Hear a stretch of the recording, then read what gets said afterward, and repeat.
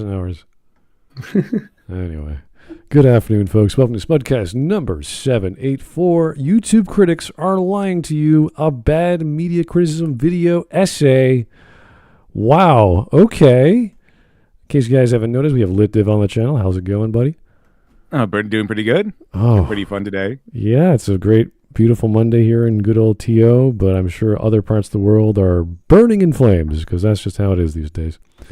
So, but we got to cover this video. We've covered an Anthony Gramuglia video before the months prior, and yeah, he's not the greatest person to talk to either on social media or, well, just social media. That's all I know. So maybe he's more copacetic in person. Who knows? We've never gotten the opportunity to talk. He seems like an intelligent guy.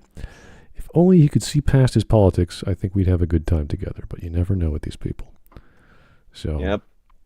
Either way, this is going to be 40 minutes, or rather a 40-minute video, and there's no way we're going to properly cover it because it's too long, and we might have to do a second part, but hopefully not. And if you haven't seen the thumbnail of the video, LitDev is in there, so we wanted to get someone who was at least being referenced. He did bring us up, you specifically, as well as not me, but last week I think on Twitter someone mentioned this, and then I think he immediately made this video like within 2 days. So it seems like it took a very short amount of time to make this video. Yeah, it was quick. It didn't seem like it spent very long at all thinking anything out. Yeah, I'm still working on. I'm like 80% my Fallout 5 video. I've been working on that thing for 2 weeks, and it takes time. I have a life, so I have to come back to it every day, and it takes an hour a day, and blah blah blah. But yeah, this thing, I think he just did a hot take and quoted some people and did it within 2 And the 3 days. flames have burned ever since. I guess. Yep. I don't know. But EFAP covered him a few days ago. That was fun. That was good. That was a good coverage. Oh, okay. I haven't watched At least. it. I haven't Yeah. watched it. All right. Well, I think we're good to go. Everyone's all set. All right. Here we go, gentlemen. Skull Island first hit theaters. The YouTube channel CinemaSins weighs the film Sinned in their popular Everything Wrong With series. This would have been an unremarkable video for them if not for the director of Kong Skull Island, Jordan Vogt Roberts, taking to Twitter to criticize the video. Tons of movie reviews are criticized by their creators, but Vogt Roberts' perspective gained traction because His perspective. This is it's funny because to me, my thinking here is that he's trying to poison the well with this. So it started off with CinemaSins, and every other thing after this is like we're all like this. So the idea was that CinemaSins is like it's kind of funny. Sometimes they have a good critique, but it's mostly there to be funny. Yeah, it's like a joke. It's mostly like a joke. So every once in a while they have some they'll give some good critique, but mostly the joke is like this. This thing doesn't contain a lap dance thing. That sort of thing. Yeah. But he puts it. I'm pretty sure he puts it here because the examples that he puts in the rest of the video to follow is like really short, out of context snippets that don't really go into any arguments at all. So it's like, so everyone else is like CinemaSins, like kind of implying that every other person covered is just like that. Oh, you have small little snippets in our videos that just point out nothing, or it's just like a little joke, or it's just dishonest. Which is his main focus, is that we're all just liars. I do know that So when you look at CinemaSins, he's the kind of guy who will look at something irrelevant, then come to a subjective conclusion, and then he makes a joke, and that's it. That's all he does for 30 minutes or whatever the video he covers. yeah, it's just fun. It's usually mostly just fun. Right, and we don't take him seriously. When we first saw him, I thought that was cute, and then we saw other takes on the CinemaSins formula, and that was also fun. It's mainly just entertainment, and I don't mind the format. I don't care for it, but it's not a big deal. I wouldn't take it seriously, nor would I think that CinemaSins is lying to anyone. He's just poking fun at a movie he likes or dislikes, and that's about it. So, Yeah, no big deal. yeah, I don't see how it's a big deal. When you look at other critics which are politically motivated or have weird slants on race or gender, and you're like, dude, this is a movie from the 70s. I don't think anyone cared. And they'll keep rambling on about, I don't know, the casting of Episode 4 Star Wars being all in Great Britain or something. I'm like, what's the big deal? Like, who cares? Anyway.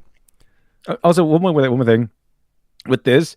So it's in here that the director is like, oh yeah, this guy got it wrong. It wasn't Shea Wingham's character. Try watching the movie. I was like, really, bro? I was he made a small mistake. It's not that bad. Like, calm down. So the director is kind of a weird, interesting kind of freak out by the director. Like, are you seriously going to give CinemaSins like this much animosity? It's just leave it alone. Like, it's way better. I mean, this is how you become a lolcow sometimes. Like, it's way better for you to just let it go. It's just jokes. And then if it was like a more serious critic, like someone that dives into it and they gets like fundamental stuff wrong, big stuff wrong, then I would understand. Like, if they're outright being dishonest, I would understand. But it's like he has a very innocent question of like why is a landmass with this much reputation just now getting discovered? You would think it would have been discovered a long time ago. And he's like, well, it was satellite. Also, that you got it wrong over there with the wrong character. Like, it's not that big of a deal, but it's just like, it's kind of weird that he would kind of step in to correct the record against CinemaSins. I seem to recall years ago we covered a certain gentleman on YouTube that criticized you for your take on Star Wars, the episode 7 or 8. If you guys don't remember, this fellow's name, his name is Vosh. And that was funny. We just sat there. I think every sentence this guy said was either wrong, a twist, a lie, or an exaggeration. We just sat there in awe for I don't know how many days. We were just like, this is so funny. That once again, it was a moment of I destroyed all of his arguments a year before he made them, because I made them all in the video. I destroyed all of his arguments within the video. And it was pretty funny. My favorite part was when I would never forget, where he paused the video and said, these guys would never call a man a Mary Sue. Unpause the video. Anyway, Wesley's a Mary Sue from Star Trek. Immediately. Well, I mean, Gary Sue exists for that. Well, then he had to defend Wesley for a second, because he can't be wrong and I can't be right. So he had to try to like cobble together a defense for Wesley. Oh God, his definition of winning a fight was when he said that when Rey beat Kylo 4 times, Kylo won the fight. And I was sitting there going, what is he talking? And then he stood up and like, well, if you get shot in the stomach, and he's like pointing, he's like spinning his body around and like pointing to his abdomen. And I'm like, what is this point? What is he trying to say? Like really at the end of the whole thing, like this really, like anything to let Rey win without getting her to train, right? Anything, like whatever. They're so desperate to have Rey win without trading that they had to have the excuse of, oh yeah, Kylo Ren just got shot and that's why he lost. Well, then that gives us no satisfaction. That gives us no character growth. It's not really a story of, well, basically, who else fought almost won a battle that way? It was Joaquin Phoenix's like Emperor from Gladiator. The bad guy. That's how he almost won. So you don't really want to do that. You want the good guy to win, like by their own merit. Usually, it's the good guy who walks in poisoned or wounded and then wins because of some wisdom or tenacity, something like that. As opposed to just standing there and saying the Force. The Force did it. Oh, okay. Well, that's not a very satisfactory story. It's like anything, they'll do anything so that as long as Rey doesn't have to train. Okay. Well, he was right. That the review from CinemaSins flat out lied about his movie. It looks like this movie spent half its budget on rain machines and made sure keys. Okay, the key part is looks like English. Is that a lie? If something looks like or appears to be, or I think so, or perhaps, that's not a lie. That's me speculating. Yeah, it's like, but is that a lie? It's just a joke. It's just like, oh, it looks like they spent half the budget on rain. Like, it doesn't bring up anything. It's just funny because there's a lot of rain. Yeah, at this point, he's just taking the piss out of it. Yeah, if I see you because covered it does look like that. If I see you covered in tomato sauce, I don't say, well, you killed a man. I say, well, it looks like you killed a man. You just walked in the door, sir. It's like, well, no, I'm not accusing you of murder. I'm just saying.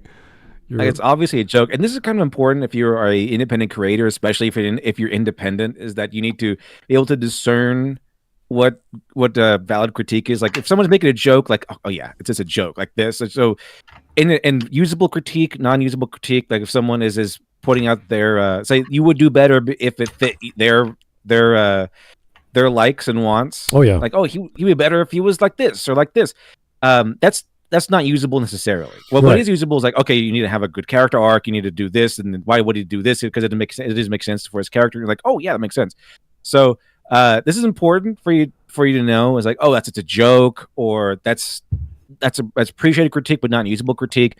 Isn't pertain to my story, or that's good critique. Right. I can use that. The alternative criticism to that is if you don't have a response, like you don't have a solution, there's like, oh, you're just attacking it. You don't know what you're talking about. You don't know how to make it better. It's like, I don't need to make it better. I'm giving you the giant hole in the scene, and you can fill it in with whatever you like to make it work. I'm not here to give you a lesson on how to make stories work, although I have solutions. I'm not, by the way, here's my script for 50 pages on how to fix this one mistake that anyone can solve by simply not doing the thing that I'm describing. So. Exactly. It wasn't like, for example, Roger Ebert. Wasn't he known for making a movie that was really bad, even though he's a really good critic?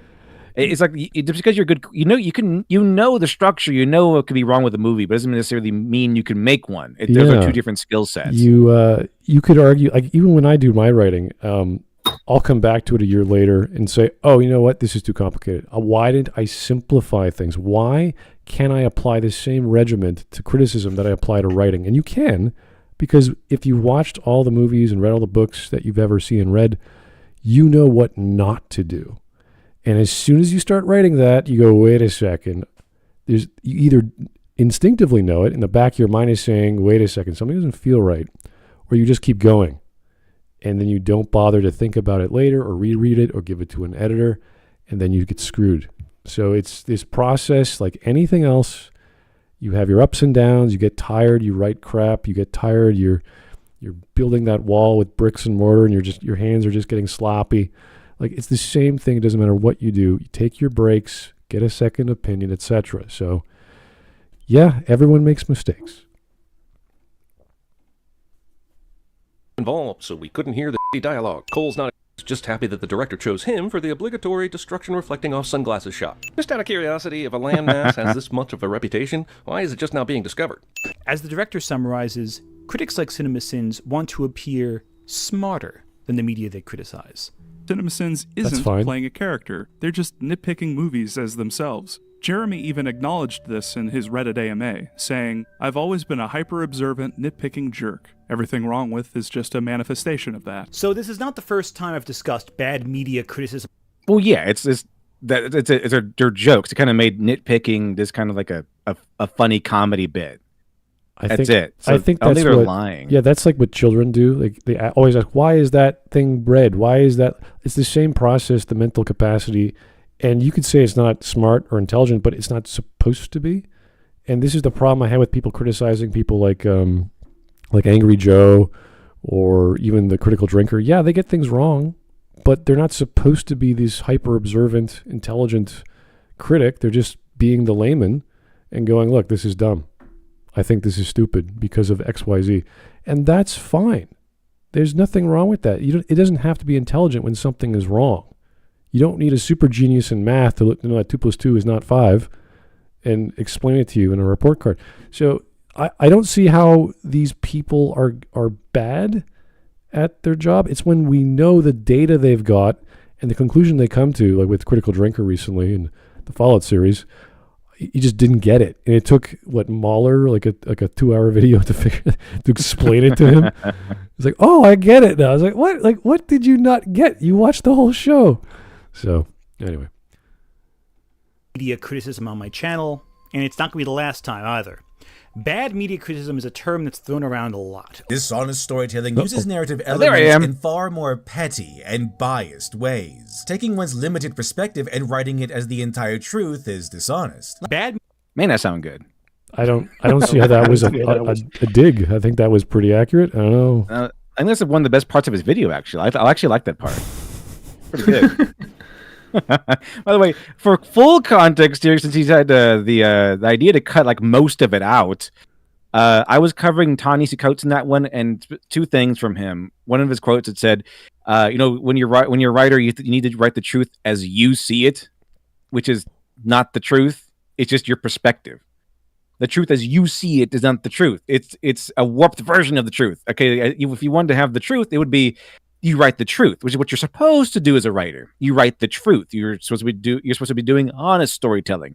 But the truth as you see it, no, not really. That's kind of it's warped. It's warped. That's how you get like my main character is a good guy and he agrees with all my points, and all the bad guys, well, those are all evil guys who vote differently than me, and they're all the worst kind of person, like the worst available example of that person. That's what they all are. They're all bigot Nazis.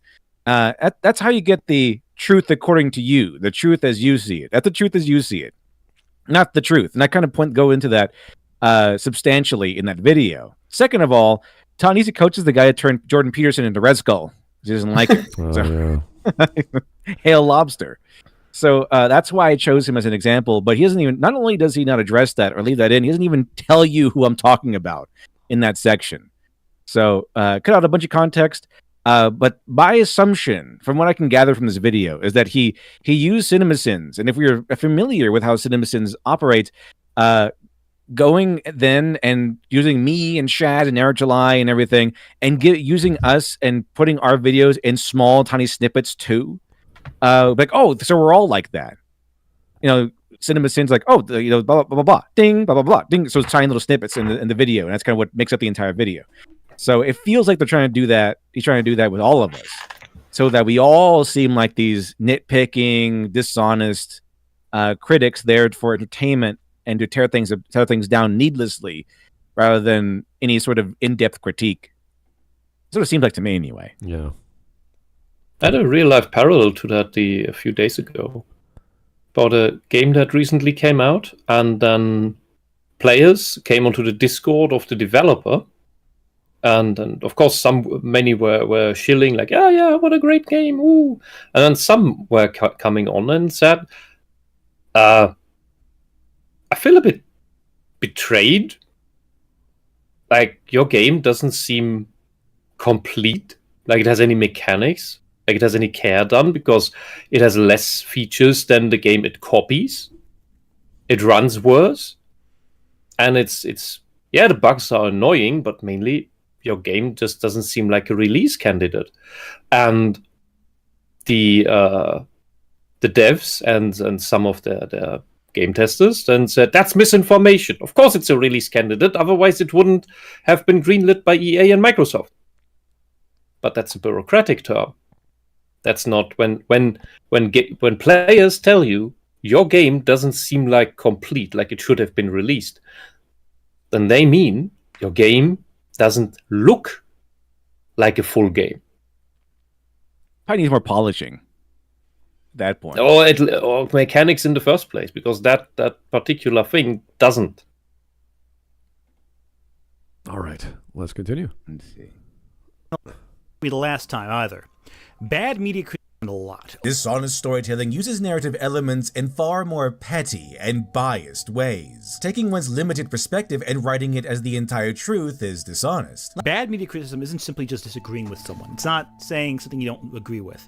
It's when the criticism itself seems to fundamentally misinterpret the piece of media being discussed, even when it's supposedly going through a scene frame by frame by frame. Okay, he's right in the part, because we've covered people who misinterpret scenes, especially when they applaud The Last Jedi or other movies we know are crap, and the scenes are almost every scene in that film was crap, and they go look at this and look at that. It's like, well, did you pay attention to what's happening in the scene with Luke and why he's saying these things and how he came to this point, and his flashbacks make no sense and his behavior makes no sense? Like they focus on, well, look how dramatic his acting is. Like, yeah, it's a film. They got drama and comedy. That's what film and stage productions do. And they twist it in a way to make it appear good when they're not paying attention to what's in the scene. So we get that like crazy, whether it's a movie or an animation or a book, and we cover these critics, and they have the most obscure to perversion or to perverse views that we learn about later, because why else would they say these wonderful things about CalArts animation or shows that we know that do not look good or sound like the original. Like God was the Velma film or the Velma series we saw. That was I couldn't even watch a few seconds of that. I was like, what is this? People like this? People made this? Make a season out of that? So 2. It's astounding. So yeah, you can like your stick in the mud, but still, please acknowledge it is a pile of shit you're playing with, and that's great. Enjoy your thing, but to put it as like some sort of pedestal, like this is amazing, it's like no, you can't do that. Oh, Peach, yeah, Princess Peach, yeah, give it a Chad. chance. Now, and that's it. That's all he gives Chad. YouTube is not unique in this regard. Like I know Chad got some heat for complaining about Peach having pants and being a girl boss in that video, but he doesn't even get there. He just puts in the clip where Chad laughs at pants. It's like that's not even how it goes in the movie either. Yeah, because Chad that was a low point for Chad because he got the entire movie wrong. He even said in the middle of that he whispered into the mic at some point where his conscience seeped through. I don't actually care about the world of Mario. So he didn't care about the world and the lore, but complained about the power-ups making everything unfair, when in reality, they are the tools that everybody has access to. It wasn't about the power-ups. It was about Mario getting up again and again and again, which was a metaphorical parallel to his extra lives. I mean, it's an analog for the players that keep playing the game despite it failing so much. It's Peach was kind of like that at the beginning of the movie. Like they have I mean, she almost wasn't at all, but at the beginning of the movie, of course, it was like they had her like just dominate everyone around them. She didn't have the bubbly personality. It was always just like, I'm in command here. You guys all are beneath me kind of attitude a little bit. And then we had the training session where he goes to the obstacle course and he's like failing. And then he finally succeeds. And then she's like, oh, no, no one gets it right the first time. And then, okay, well, that was good because, okay, so Peach did it. She just practiced a lot and she got good. And then they had to bring in the line, you got it right the first time, didn't you? Yeah. Oh, I was like, oh, no, they almost had it. They almost had it. Why did they have to point out specifically that, oh, no, she's really awesome and cool and good at everything. And it really did feel like they were going to go down that route, but it kind of just made a switch in the middle of the movie so that Mario got to be awesome. And then rumors came down that it was going to be a Peach movie and Peach Girl Boss movie. And then the studio stepped in and say, no, this is going to be a Mario movie. It kind of does feel that way a little bit. Yeah, there was this bit. She had the personality that I would say a lot of others rather associate with Daisy because she has this tomboy attitude. But aside from that, it worked. And the reason why Shad was in that video as, I don't want to say dumb, but he was. As his detractor, what was his name? The ginger guy. Forgot the name. It was as his critic was as shallow and wrong on the matter as Shad was in that. So we had two people fighting about a topic they both don't actually know anything about. It's hilarious. The thing is, the outfit, Peach had that for years because that's her motorcycle outfit. In Mario Kart, yeah. Yeah, she had that for years. So that, for you listed the reasons that you can accuse the movie of in that one aspect, and none other.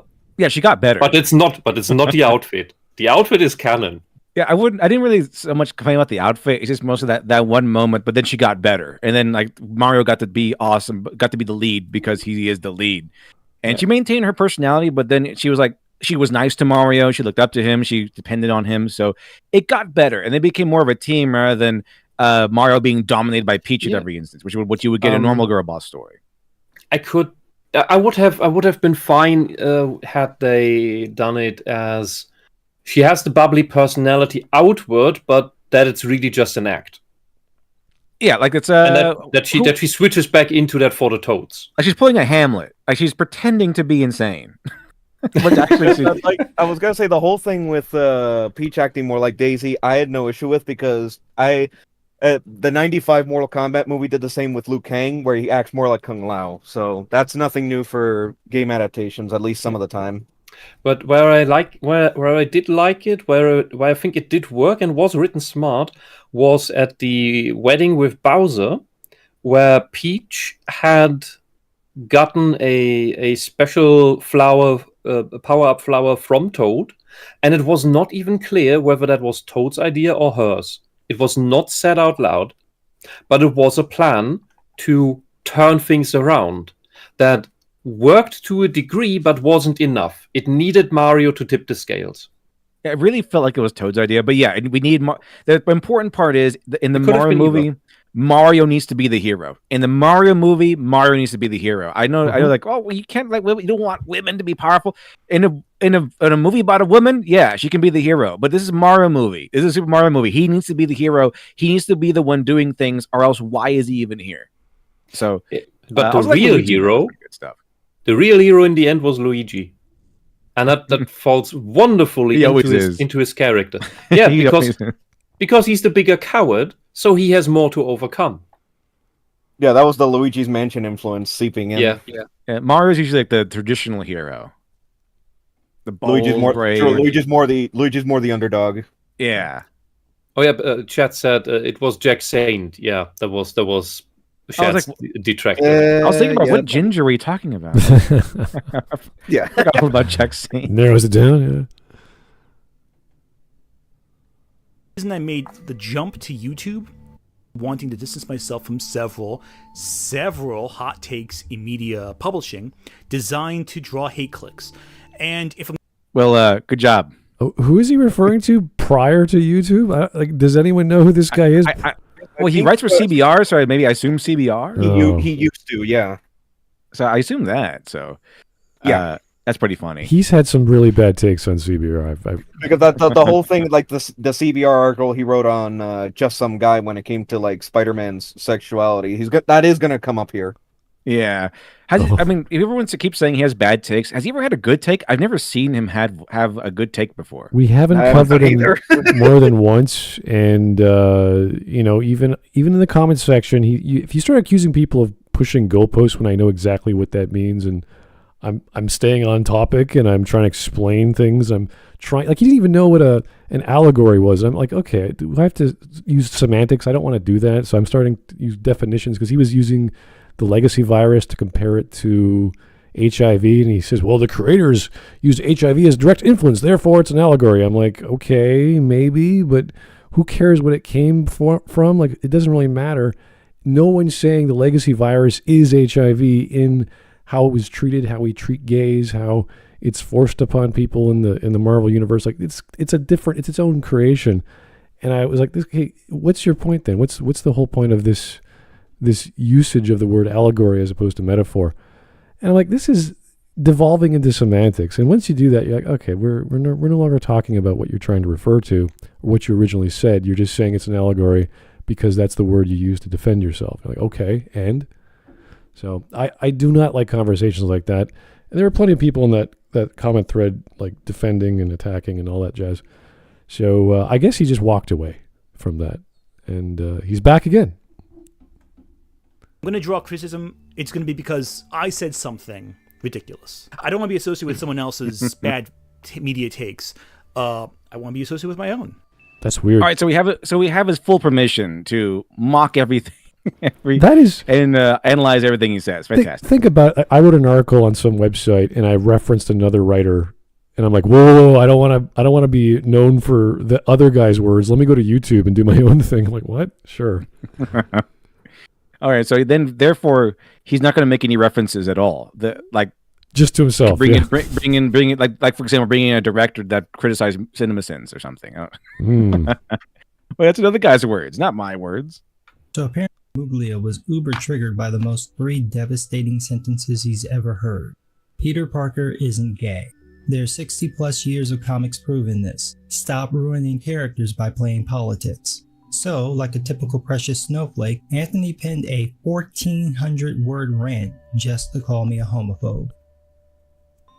It's not that long of a rant. So if I screw up, I screw up on my own terms.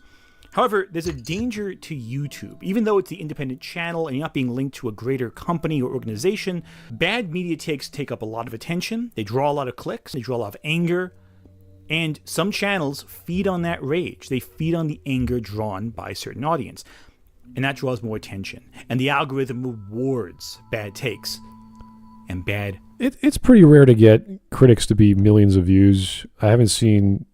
Maybe like Jeremy Johns, like I know those bigger channels have been around for a while, but they don't do rage baits. They don't do any of those things. They just review a movie like if they like it and they say what they think, and that's like 5 minutes. So okay, so well, one thing here is that according to the video we've seen so far, he's using bad takes as okay. We all have bad takes. So the definition for it so far has been that we are misinterpreting scenes or misinterpreting movies. Like he told with CinemaSins, where he's like, why didn't everyone know about this island? Well, it was discovered in the 70s or something. Or like they spent a bunch of money on rain. Half the budget went to rain, which is obviously a joke. So that's kind of what it seems like it's going to be. It's kind of like CinemaSins is the standard of bad take. And therefore, having already presented that, we can assume that he tells his audience that we had bad takes. It's exactly what CinemaSins is doing. So again, it kind of bolsters my argument that he used CinemaSins first in order to poison the rest of us. That's what it feels like, anyway. Criticism, but unlike all of those previous, have a woke plot twist. She's just a robot. Yeah. Just a robot. Fantastic. I forgot Mr. Robot was in here. Not the mother of the savior. She's actually the savior herself. Yeah, I felt nothing at this reveal. The more outrageous, the better. And to try to pin the fact that mutants are... There's July. There we go. Oddly enough, he's talking. I think apparently he's talking about X-Men and social justice myth, which I did a whole hour video on, and which Mr. Ant here specifically didn't like. Which is kind of funny, but yeah, he's discussing that the whole idea of X-Men has always been woke. Yep. And his argument is that I didn't talk about X-Men enough. Well, the video was not about the X-Men specifically. It was about the ideology and trying to like debunk the idea of it's always been woke and versus it's woke now. And so he was very angry that I just didn't say X-Men. Look, it wasn't woke, and here it is. It's being woke.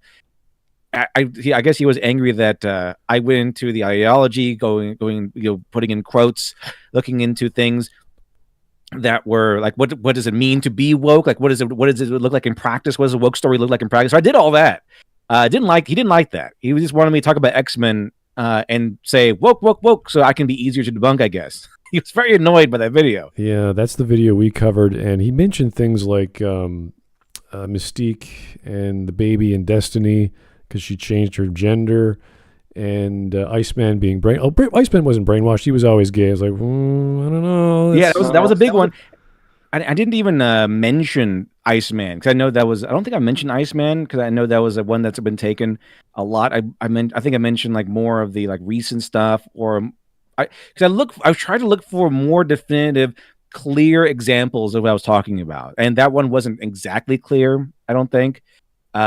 But I try to look for very blatant, clear examples we're talking about so to be easier to understand. I guess he didn't like that.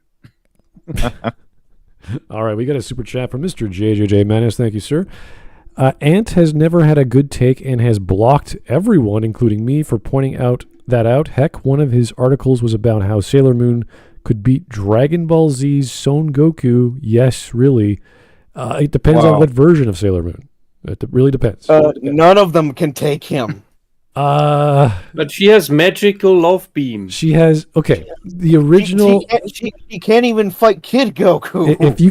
If you're talking about the original Sailor Moon R to Sailor Moon S, yeah, she's pretty weak. If you get to Super S or whatever the hell the latest one is, where she takes on a god, there might be an argument, but not if she put that one up against Goku from Dragon Ball Super with Ultra Instinct and everything. That's another story. Magical super love beam with makeup. I know, it's funny. You can't withstand it. It works on a different dimension than Goku's powers. This is true. I don't know what dimension that is, though. He's still got he'll bounce off the bump in his head from when he was a kid. All right. Mutants are minorities is proof that it's social justice. It's both intellectually lazy and dishonest. Now, negative reviews have always done this to an extent. There's a sort of joy. Some people. I'm glad July agrees with me that the social justice implement of or section of these things, the poison of social justice in these stories is dishonest and intellectually lazy because they don't have to actually have to think about things. It's kind of like it's not just wokeness. It's not just one political aisle or another. It's just the idea of a biased author writing a biased story, and that bias is poisoning their art. So it can go where if you're religious, some religious persons, trying to, your main character is a person of your faith, and then everyone else, bad guy. All the atheists, oh yeah, they're the most horrible people in the world, which is not true. I mean, there's some atheists that are bad guys, but of course there's some atheists that are good guys. I met some. I remember the video you did of Stan Lee's quotes, and it was very clear he's a very left-leaning guy, but everything he said was just common sense stuff. He votes Republican. He has all these opinions that were a sign of the times. And that was like, oh, there's nuance to Mr. Lee and why he wrote the way he did. It's like, yeah, definitely. It's not like by the way, my hero is Martin Luther King, and because I'm a lefty and all lefties like Martin. It's like plenty of Republicans and other Americans love Martin Luther King for the movement. And I like Martin Luther King. I studied his speeches in college. Pretty cool stuff. Yeah, so did a lot of us in universities. So it's like, yeah, it's not I'm the holier than thou group, therefore I must stay with them because we believe in the rights of the individual or real liberty, whatever that might be to them. No, this was just a guy trying to sell comic books, and he did it in the most appeasing way and the most entertaining way he thought possible in the era. Incredibly charismatic.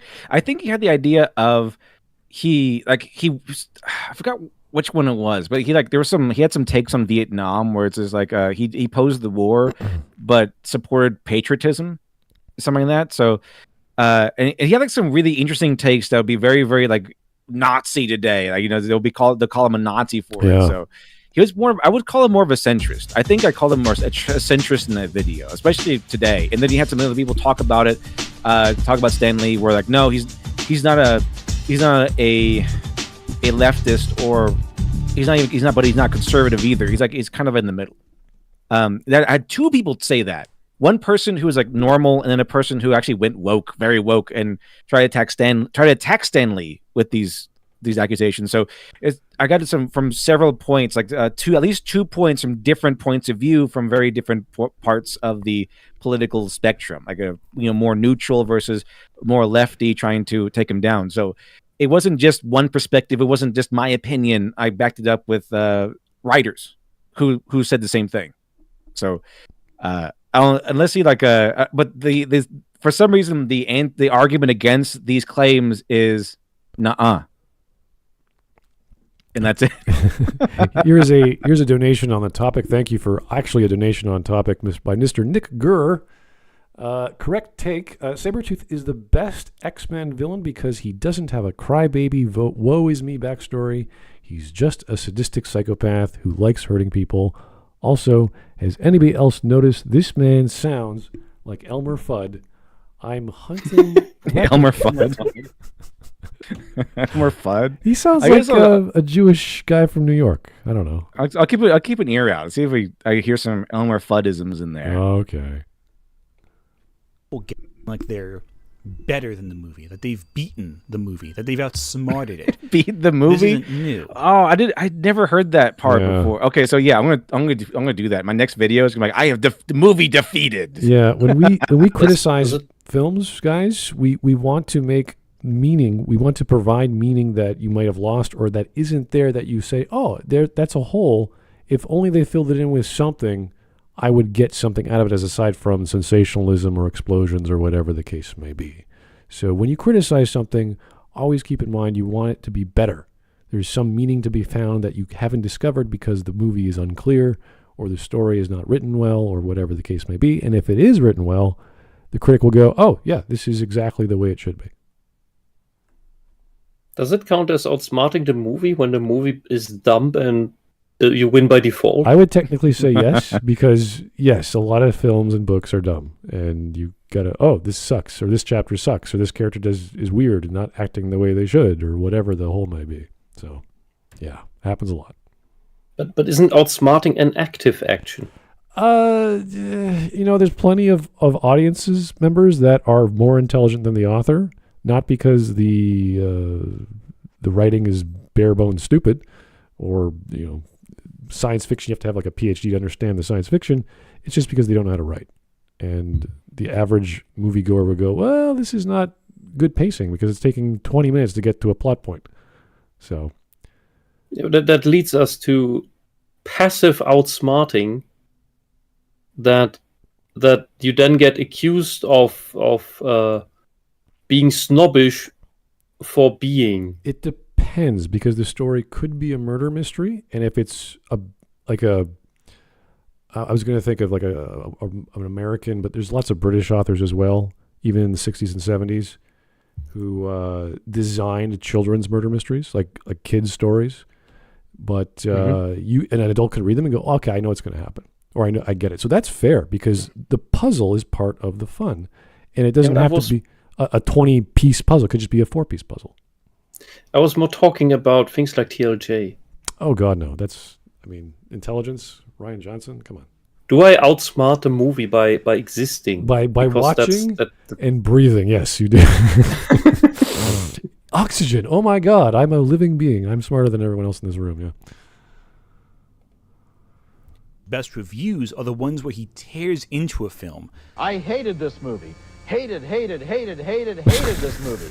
Hated it. Hated every simpering, stupid, vacant, audience-insulting moment of it. There's a whole yeah, you tell him. We tell him, Roger. But which movie? Writing an honest review, giving your thoughts, and approaching each and every film. Was it the Caligula review? That's a legendary. I don't know if you guys have heard of Caligula when they made it into a movie, and these guys covered it. Oh my God! It stars McDowell. Yeah, McDowell. Malcolm McDowell. Or McDowell. Yeah, he was in there. They hated that thing so much, and they bashed, rightfully so. It's a horrible film. Wasn't it made by Hustler or something? Like it was not. It was made like a porn. It was basically nudity and spanking men with bamboo. I don't know what the hell was going on in that film. It became like a cult classic or something. Yeah, no, it was horrible. Of criticizing it, and more than criticizing it, mocking Star Wars Theory. Kind of a forgettable show. Look, acting was great. Cinematography was great. The writing was good. And what's wrong with mocking a bad piece of media? But the thing is, I like he said, then mocking it. This was good. This was great. This was great. Was this the guy who did a mea culpa like a week later after he realized he has a brain, and he wait a second, let me watch that film again? Oh. It might be. That sounds like him. I think. I don't watch him very often because I'm not really into Star Wars very much anymore. But I stepped out of Star Wars for a long time, and I stepped back into it, and then I stepped right back out of it again. But I prefer the Godfather trilogy. Thank you. But this is, but yeah, it might be, but this is just funny to me because it's like, oh, downright insulting and mocking the movie. This was great. That was awesome. I liked it. The writing was good. Yeah. Oh man. I hope they could take that harsh criticism. Oh dear! Anyone check on the creators of the show? See if they're all right from this brutal takedown. But it was a lot of little things. I mean, when we saw the camera in the previous episode, there were like screws in the wall. This isn't like Mystery Science Theater 3. That's it. That's the only negative he brought to the table in this little segment. And he's like, oh, and they take delight in mocking these movies. This was great. That was great. No, the only thing wrong with this is these little things, and I saw screws in the wall. Yeah, the 4K res bring out the detail of the props not being tightened properly. But that's it, though. Couldn't you have brought in a better clip than that? It feels like his editor is mocking him.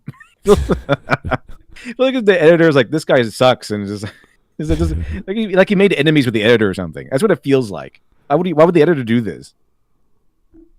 3,000. You in those you laugh with both, the hosts and the film itself. There. Sure glad I don't look stupid in this. This is the kind of media criticism that approaches each film as a puzzle. So MST3K never insulted movies. They just made little jokes like that. They never once insulted movies. I'm pretty sure they did. I'm pretty sure they start naming a guy from that sci-fi like Slab Bulkhead and like Mr. McBeefy Pants, like all the stupid names they gave those guys. That same character running around on that golf cart in an oil refinery in a space, which is technically a spaceship.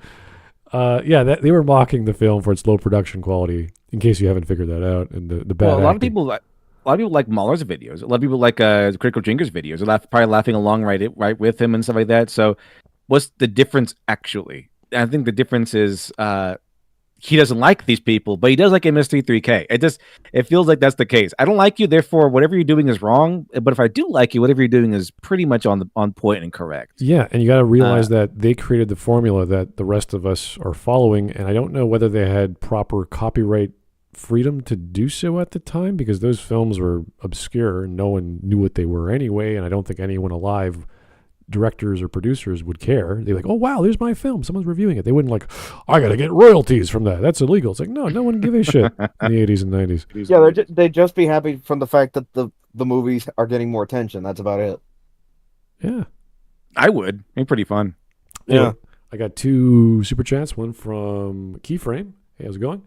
MLK was amazing in the Boondocks. Should have done more of that. Okay. Maybe not. I don't know. You guys should probably see some clips on YouTube before you come to that conclusion. And we have the Giga Chad. Hey, Giga Chad. I'm going to beat the movie like it's my wife. All right. That's a healthy outlook to criticism. Okay. or not. Bad. And by that same metric, solve the problem of the movie. Rather than take the film on its own terms. No, the MST3K guys are just having fun. They're not solving. Wait a minute. So he wants the critics to solve the problems of the movie. Then why is he mad at me? I do that in every video. Yeah, when we see problems, we're like, oh yeah, here are the holes. Here's my critique. Here's my critique of the movie, and it would have been better if it worked like this. If it flowed like this, it would have flowed better alongside narrative theory. But no, he's like, well, I'm a liar, and LiteratureDevil's a liar, even though I do exactly that, bro. It is interesting because he is implying that there's a proper way to make stories and movies, and I agree there is. And this is like an actual template, if not an objective view, of how stories might actually work. So it's as if he's like, oh, there is a template we should follow for storytelling. Some sort of hero's journey or something. I don't know. I don't know what to call it. It's his idea. Like a character arc or something. What could be a guy named Freytag back in Germany? I don't know. Freytag's Triangle. I don't know, Mr. Ant here, getting close to supreme Nazism. Yeah, some old white dead dude called Aristotle might have something to say about that. Well, watch out. You're getting too close to agreeing with objectivity in writing. And I hear that's Nazis. That's total Nazis. Terms come in knowing your goal. To tear it apart. Pushing identity politics and the message. Yeah. They done woke it up. They done woke it up. Tyrone Magnus, really? I don't know who that is, but I like that guy. I don't know who that is, but that Tyrone Magnus. It's Tyrone Magnus at a reaction channel. That's what I thought. Yeah, because I know he's been hanging around these circles recently. But I like him. I was like, you done woke it up. I like the energy. That's right. At least, yeah. Mel Brooks's comments on Life is Beautiful, a film that implies you can laugh through the darkest times, even genocide, forced a lot of people to reevaluate this award-winning film. Chinua Achebe's famous criticisms of Heart of Darkness rewrote academic textbooks for decades and led to the creation of Achebe's counterpart to Hearts of Darkness, Things Fall Apart. But one thing both of these criticisms have in common... Why does he keep doing this? Hold on. He keeps putting in like a bunch of this laying down bricks of text and just not reading it. And he's like, oh yeah, he debunks it here in this text. And he shows us, and then he's like, okay, now on to the next thing. Read the text or something. Yeah, people. Heart of Darkness always gets brought up in writing circles and studies. If you ever just study literature, and he's talking about like the Heart of Darkness, right? Like the book. Yeah, exactly. By Joseph Conrad. Yeah, that is a good book. It's fantastic. I recommend. Yeah, for its time, it was very influential, and I think it's good to at least get to know it, read it once, go, okay, this is what it... Because when you read it, it's like, okay, fair enough, it's a story. This guy reminisces on what happened during his journey down the river. You're like, great, we get it. We understand what's going on in this guy's head. Is it the most important thing to base your writing career on or your movie criticism on? Not really. I would never, I haven't really referenced it in the past 5 years, maybe once, just because of another critic using it. I don't think it's as relevant today as it was back then. And this is the problem with old books that, like Jules Verne, like, yeah, it's a great concept of getting science fiction wrong and like imagining food being transported through tubes on like trays at like Mach speeds. Like, I don't know about that. It's kind of weird. That's why I like retrofuturism, because like the vision of the future from the vision of like the 60s or something. It's really interesting stuff. Oh, it's historically it's fascinating to read what people thought, especially with nowadays what we can do with technology and what's coming up in medicine. But it's mostly as a historical reference, not as this grand writing point to influence your writing. It will, as any book you read will, but it won't like, oh, I'm going to write dark characters now. It's like, it's not that dark. But how did Joseph Conrad become a good writer without having Heart of Darkness as a reference? It's impossible. How did he do it? He can't do it. He wrote Heart of Darkness. It's like the same vein as Lord of the Flies a little bit. Like it's kind of the same idea that, without civilization, without people watching us, we become these monsters. Yeah. But then again, not all of us do. So I like that part. I like Lord of the Flies. I think Lord of the Flies is a bit more influential in terms of it was the first of its kind to showcase what does the child mind growing into adulthood do when there are no parents around. What does that look like? And you could reference The Wild Child, I think, as a better example of the more earlier example of maybe a fictional telling of a real event. So, yeah, we could point to all these things, but once you get the concept of, oh, the mind is pliable and you are what you give it, like, okay, we're getting into liberalism a lot now in the Renaissance period and how we grew up with that. So it's great. I don't mind it, but read it and get on. Go read and write more. It's not the be all end all of child psychology. All right. Exactly. Here's Buttman and Throbbin. Thanks for the one. Where did these pod people come from that defend Disney, Star Wars, and modern Marvel? Back in the day, nobody would come to the Transformer movies' defense, and it's just as shit as new Star Wars and new Marvel. I would argue also Star Trek. Methinks some bribery and shenanigans are at play. It's all just money. It's purely, you come to Toronto North or Hollywood North in Toronto, you spend $10 million on one episode that does not require $10 million on an episode. You do that for 5 years. You got this gigantic money pit that's tax-free. It's getting grants from the Ontario Media Corporation government subsidy, the OMED or something like that. Yeah, no, it's money. And then combine that with liberalism that has gone run amok for the past, Canada, it's been at least 15, 16 years. And you get all this crap that just gets pumped out. And then you can't even argue whether it's popular or not because it's on streaming services. They don't release the view counts unless it's super, super popular. And then, of course, Netflix is weird. They just canceled the 3-Body Problem in its third season. They did? They canceled it for no reason. They did that all the time. The past few years, every freaking good episode, every good series gets canceled for no reason.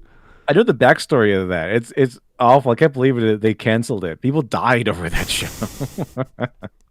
It's one of the greatest science fictions of was it China or I can't remember. Yeah, it's China. It's a Chinese science fiction. I think it's China. Is it China? I think it is. Is it Chinese or Korean? I forgot. It is so popular there. It's so well known, and of course they gave it to D&D, which makes no sense, but fine. Give it to them. The guys that ruined.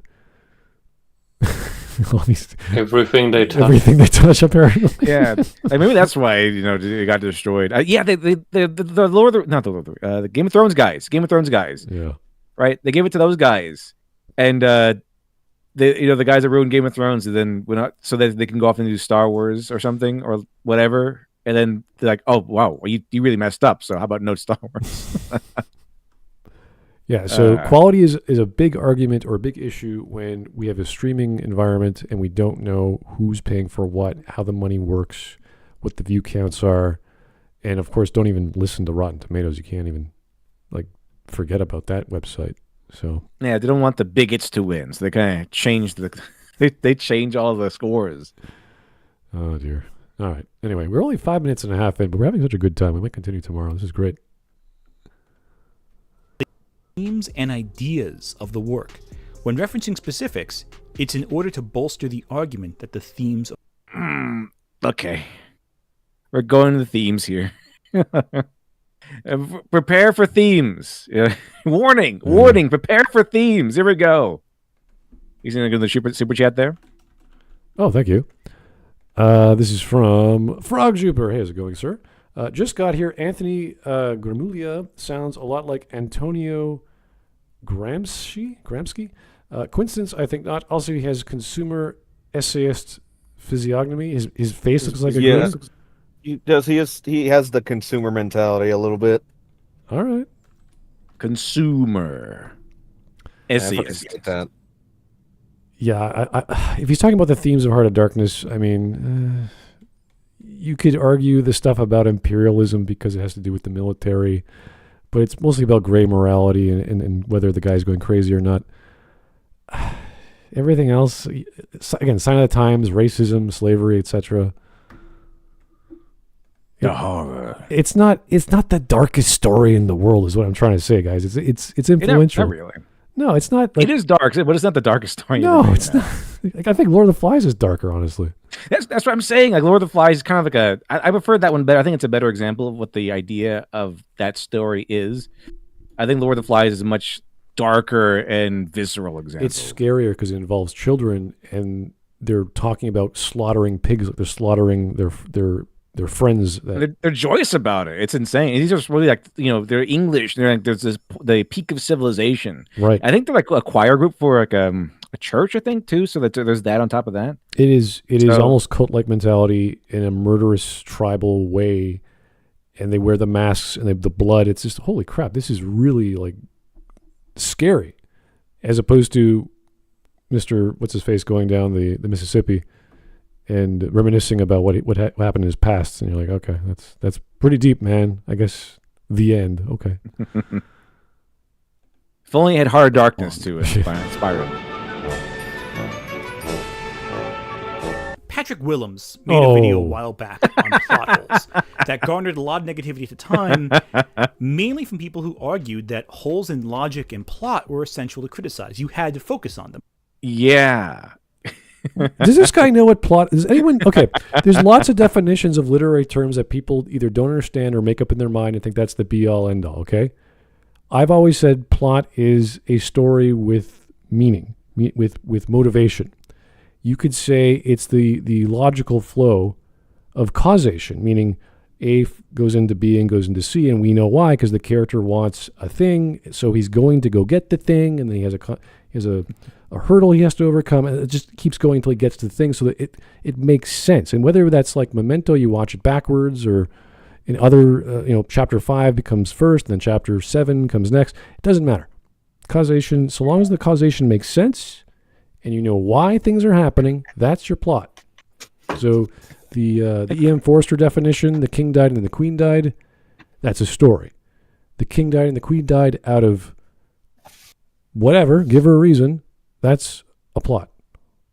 Exactly. Well, the thing is, if you actually listen to people from the industry, like actual professionals, they will always disagree with these people. They will always make, like, it has to be constructive. You have to keep it, like, all these weird, like, critique people, the criticism people, like Louis Bob from this side, the video essayist of why do you have the feeling side? Everything is about feelings. Yeah. That side, it's like they say, oh, it doesn't matter. Plot holes don't matter. But if you talk to professionals and listen to them talk, which I've done a lot, not just even the greats, I mean, people like from the industry, they will emphasize you have to make it good structure. There has to be good structure in place there. You have to have good characters that people like. If you don't have characters people like, they won't care about anything else, because they won't care about, if they don't care about the guy, they won't care about the story. So it's like always about structure. It's always about, making sure you write what needs to be written about. How do you find what to write about, things of that nature. So it's a lot of these guys going in there and defining these more tangible parts to storytelling. Like, you need tangible goals. You need a character that's likable. And then go into like what makes a character likable, things like that, and like what'll appeal to people. Yeah. on an emotional level and a logical level, things like that. And it's like this train of thinking is like, you walking up to a bridge and like, man, there's a lot of holes in this bridge, and the guy next to you going, "Why are you complaining about the holes? Don't you know those holes don't matter? It's how does the bridge make you feel?" That's what really matters. It's as if humans like internal consistency. And Patrick Willems says people aren't logical, and you're like, Patrick, the story should be. Maybe not all the time. I met my share of women who aren't, but there's a lot of women who are. And for writers, I actually... Thankfully. Yeah, I remember the famous quote by JMS, who blocked me on Twitter. He was saying, when he was talking to his producers making Babylon 5, they don't care about things being consistent. They just want the thing that sells, the thing that makes them money, so people will watch it and they can do advertising revenue. And so everything in a science fiction, a murder mystery, everything along those fantastical elements or storylines have to have a solid plot, because you have one little hole in a science fiction, then it doesn't matter what magic you've got. If you have one hole in a detective fiction story, then it pretty much is whatever the frickin' hell the writer comes up with is the answer, because it doesn't make sense to the audience. Your murder mystery is gone, and that's the problem with Agatha Christie. If you read some of her more confusing, complicated, at the height of her career, she went nuts with Murder Under the Sun. That if you ever try and read Murder Under the Sun, she will give you a list of pieces of evidence at the second last chapter, and you'll be like, what the hell is this? What are these 15 things I'm supposed to pay attention? I have to track 15 things going back in your story to figure what the hell this means? There's no way. And then you actually get the answer, you're like, holy shit, that's crazy. Like, she actually went through that. You know, Brandon Sanderson has an entire continuity editor that he hires. And she's just, her entire job is to make sure that his scenes make sense. It's like he'll turn a scene that's, and she's like, oh, this is beautifully written. It's very moving, very emotional, but it didn't happen. It doesn't fit logically where you want to put the scene. He's like, oh, okay. He has a whole editor for that. He pays someone to be a lore nerd? It's essentially, yes. He pays someone to be a lore nerd and tell them that this doesn't work there. So, yeah, every single, like 100% of every real passionate artist and writer I have ever heard speak on the matter has always been into logical flow, making sure it fits well. Maybe they fail sometimes, and maybe the story still works to some extent, but you know, for the most part, it feels logical. There's no blatant plot holes. There might be like one on the side that you might not notice, like the whole thing of the Joker like not being chased away in the Dark Knight. You know, and there's like, oh, he would just skip to the next day or something. Did he just leave? But it's like, okay, well, maybe he just left or whatever. It's not too big of a deal. But if you have big plot holes, like this thing couldn't have happened. Like this thing that helped out the hero and saved the hero's lives could have happened because we saw X, Y, and Z happen early on in the film. Like, those are big plot holes that need to be addressed, and those are major mistakes within the film and the story and the narrative. And those are the things that we tend to focus on, typically speaking. But as Mahler once said, you know, in a thing where like they accuse him of nitpicking. He's like, well, the nitpicks become larger and larger problems the worse the main story is. Now, the worse the main story is, the more it highlights smaller and smaller mistakes, and that's kind of how that fits. But like, you know, from Neil Gaiman, Sandman, Brandon Sanderson, a lot of these industry folks that I've heard give interviews and go over this stuff, not only do they respect the power of continuity, they are excited to keep it. They're excited by it. They're challenged by it. That's what they love to do. How am I going to write myself out of this corner? How is it going to be? How is the hero going to get out of this given what we have now? It's not just like, oh, the magical spaceship swoops in and saves them. They get magical force powers. Kylo Ren Bugs Bunnies them as lightsaber or something. Isn't any of that stuff. That's not what real writers talk about. Yeah. Real writers are like, okay, how, given the skill set and the resources available to my main character, how are they going to get themselves out of this situation?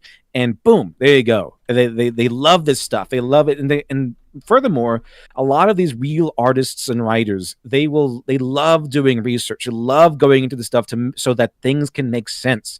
Like, why I want it to be about this. Okay, now what do I need to learn more about this topic? And then so they learn more and more and more and more about that topic, and like, oh man, I want to change my story to fit this. This is so cool. So real writers like this. They love this idea of continuity, of character flow, this overall connection. The people who seem to have a problem, who don't think this matters, are these guys, these critics who just care about feelings.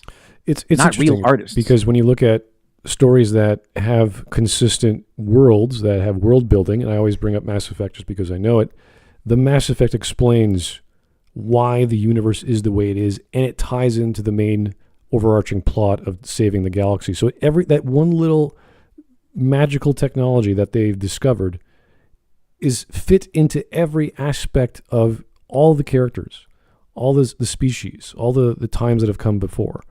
And people go, wow, I'd really like to be in that universe, even if the plot is a garbage pile of nonsense, because every setup, not just the technology, but the Solarians and why they were at war with the Krogans and why they were at war with everyone else, all of it makes sense. So you have all this backstory in one little explanation of one war or one piece of technology that people want to come back because it makes sense. That's the whole point of logic. It makes sense that A follows into B. And why, and what's the motivation? Oh, there's a human reason, love, tragedy, sadness, whatever. We get it. And we want to go back to that story even if there's flaws. Like I bring up The Princess Bride because it's high drama, high adventure, but there's a few inconsistencies which don't detract from things, but it'd be like, hey, wait, doesn't Wesley have a pirate ship? Doesn't he have a bunch of pirates? He can storm the castle and just save the princess and not have to do this elaborate scheme. It's like, yeah, maybe. He could call on his pirate friends, or we could have a simple romance and an adventure of him playing dead and being literally dead and being brought back to life a few minutes prior and faking it out of pure motivation because he loves her so much that he'll stand up with his sword and it'll collapse a second later. So, anyway. Extent that makes sense, right? The plot is the story, right? No one seems to actually know what a plot hole is. And all those plot holes people complain about, they don't actually matter. By criticizing plot holes, we'd understand some deeper truth about storytelling, right?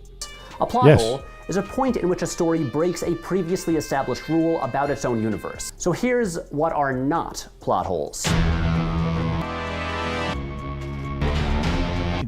Wouldn't it be better if he just said them? What's wrong with everyone? Like, what's with all these people throwing text at us in like split-second intervals and expecting us to like know exactly what to follow along?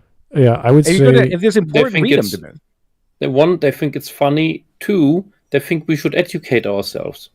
Yeah, they could at least read us. I mean, read it to us. A contrivance in the plot is definitely a hole. Like, I don't know what you consider a plot contrivance, but that's to me is whenever something occurs either whimsically or on chance or just happens to be there and it's noticeable because no one else has brought it up, no one's explained it, and it's all it needs is like every little sort of that doesn't sound right, that doesn't feel right, has a little question that needs to be answered by the story either immediately or soon after, or else you're going to lose people because they're like, that is as soon as you disconnect from the believability of anything, you're going to lose your audience. And if you do it in little cuts, it's going to build up. Yeah, and if A happens, and then C happens, and B is missing, and nothing I can come up with as audience that is not contrived nonsense that could explain what B could have been, it's a plot hole. Oh yeah, that's what I covered in episode 4 of the Follow TV series. I've never seen a contrived list of events that occurred in that order, all because the guy took his gloves off, but they never showed it.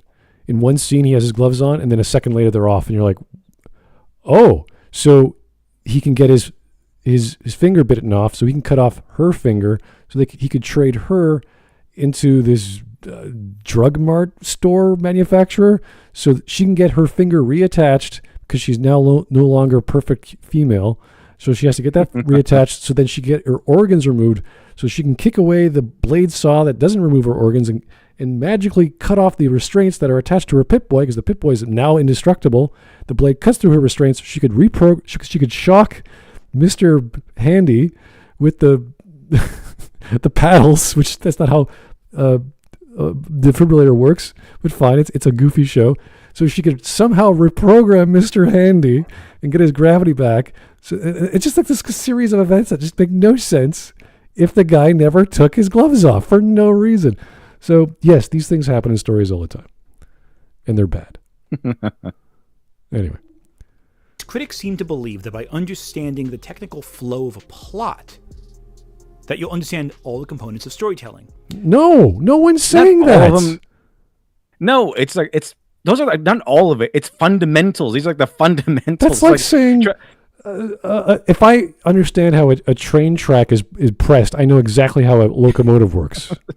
But there's like really fundamentals, like learning how the story structure works, like how to write a story, narrative flow, act 1, act 2, act 3, and stuff like that. And you need to keep continuity. It's like, just because you don't know how to dribble a ball, it'd say that you don't know how to play basketball. It's like, come on, what idiots. Like, it's like one of the fundamentals. Is that like a thing you could just brush off when writing? Yeah, it's like saying I'm not very good at English, but I could still write. It's like you're gonna need to be perfect at English, sir. You can't guess that. Oh, there's a spell checker, there's a grammar checker. Yeah, that doesn't cover it. It's not. That's not how you write. Yeah, you need to learn the fundamentals. Okay, just I think what Neil. I would like this. It's like this quote. I like to paraphrase from Neil Gaiman, where it's like, just get the structure right, and the artistry will follow. They like the artistry. They like all the themes and the heavy, endless dialogue and all this conversation and stuff like that. They like to how it makes them feel, like the themes and the big conversations, the sad moments and the sad music that tells them to be sad. Yeah. But how you earn those things is by having the proper structure, and that's kind of what Neil Gaiman was getting at, I believe, with that segment, was that if you do it correctly, if you just get the structure right, it'll inevitably flow. Like the artistry of it will inevitably flow because it has to. It has to. Like, we have to say something, and if you get the structure right, there's meaning sewn in.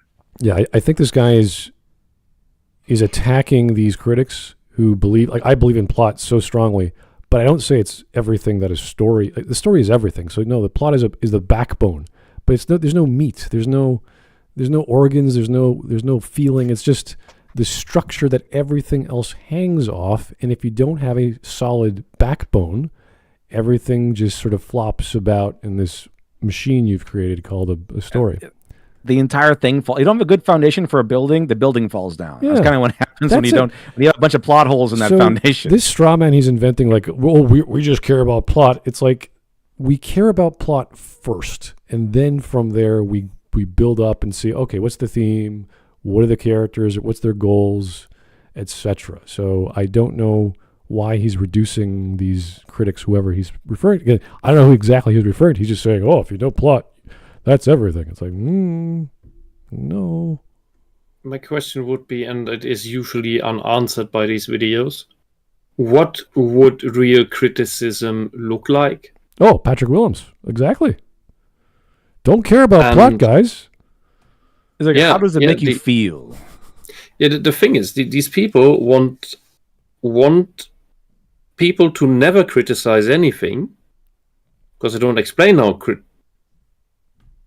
what kind of criticism they would allow, because they don't like negative emotion, they don't like negative feedback, they can't deal with the word no being directed at them or anything they like, because they for them, these things they like seem to be extensions of themselves. So when you criticize the thing they like, they immediately take it as personal insult. And then you end up with everybody has to like everything. Just like that very unfinished game that was released, where but 100,000 people bought it and they didn't complain, so they must like it. That's a bit of a stretch. Was it Galacticare or something else? Yes. Oh, yeah. There you go. All right, They have an upside-down DEI printed on the side of one of the stations. Okay, let's not go there. We're almost at 7 minutes. I guess we can go for another few to get to hopefully 12 minutes. I don't know how long you guys want to hang around, but we can do this tomorrow. We can do it later in the week if you have time. I'm having such a good time with this. This is such a great video. Do you want to do a Vosh? We might have to, but it's up to everyone's schedule. But anyway, I'm just going to keep everything in mind. If you guys have to go, I totally understand that. Anyway, let's keep going. I'm for whatever, honestly. The way a film makes you feel is more important than No, the it plot isn't. as written on the plot summary. No. Right? No. No. I'll say this very, very simply. If the plot doesn't make sense, the only emotion that the movie gives me is anger or confusion, or so it's not. It's not going to be the intended emotion. Okay. You can. It will be an emotion. You earn the emotion. If you could understand the drama, let's say plot's up in the air. I don't know who's doing what or why. But if they gave me a reason why the characters are motivated, like my dad is going to die, I have to go see my dad. Why you have to go see your dad? And there's this whole big spiel about family. People are going to start crying because it's about someone's father or parent or child, and people can relate to that on a very basic, fundamental level.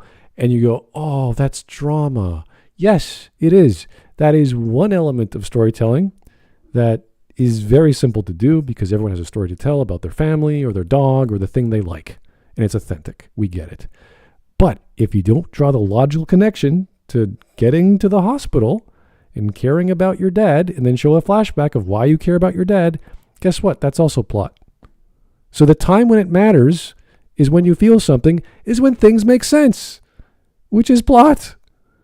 But you still got to get the backbone to get there, to connect the dots. It don't make sense. It feels like a scam.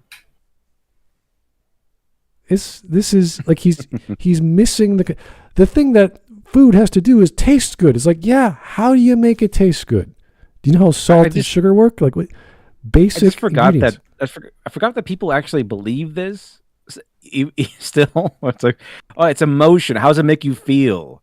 It's way more important than the plot summary. And like the plot summary is what gets you interested in the first place. You know, like retired cop comes out of retirement to fight this serial killer he thought died from 10 years ago. Like that's pretty cool. To me anyway, that's a pretty cool summary of a plot summary.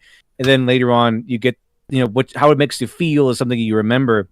But you need to have the plot there, and it needs to be like a nice, sound structured plot. But even under these circumstances, I wouldn't say the emotion is better.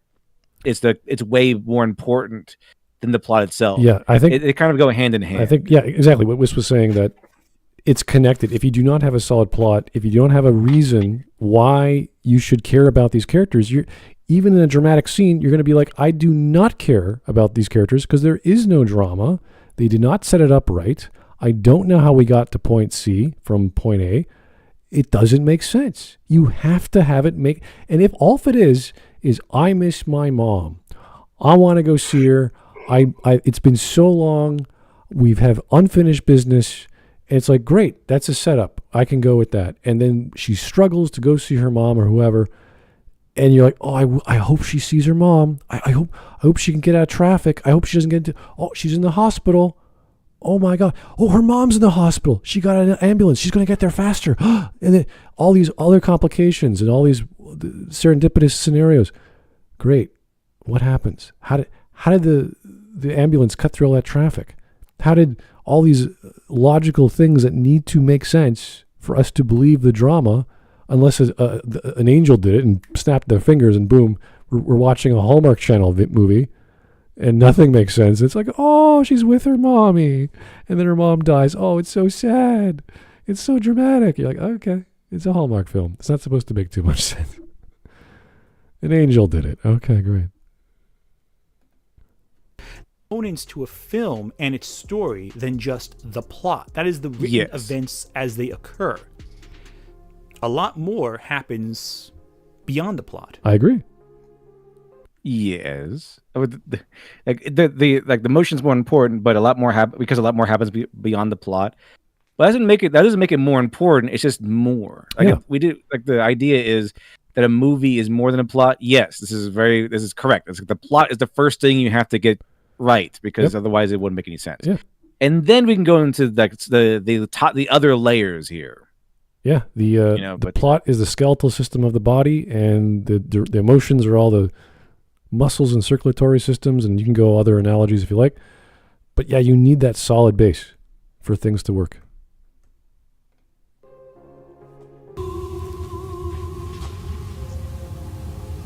I can barely see this. What are we looking at? It's so dark. It's just like a person walking. Is this a thriller or a horror? Like, what is... My recent video essay comparing the film Excalibur to the works of Zack Snyder focused on the way Snyder and Excalibur failed to employ their characters effectively. From a plot standpoint, Excalibur works perfectly fine. There are several events that happen, and while a few plot beats come out of nowhere, on paper, it's the story of King Arthur. Oh, what a surprise. Swear faith to me, and you shall have mercy. I need battle lords such as you. What the film faltered in was characterization and how it rushed through its themes. But on the other hand, dismissing the film's stunning visuals and music in order to focus on just the plot and how the plot flows is a huge disservice to Excalibur.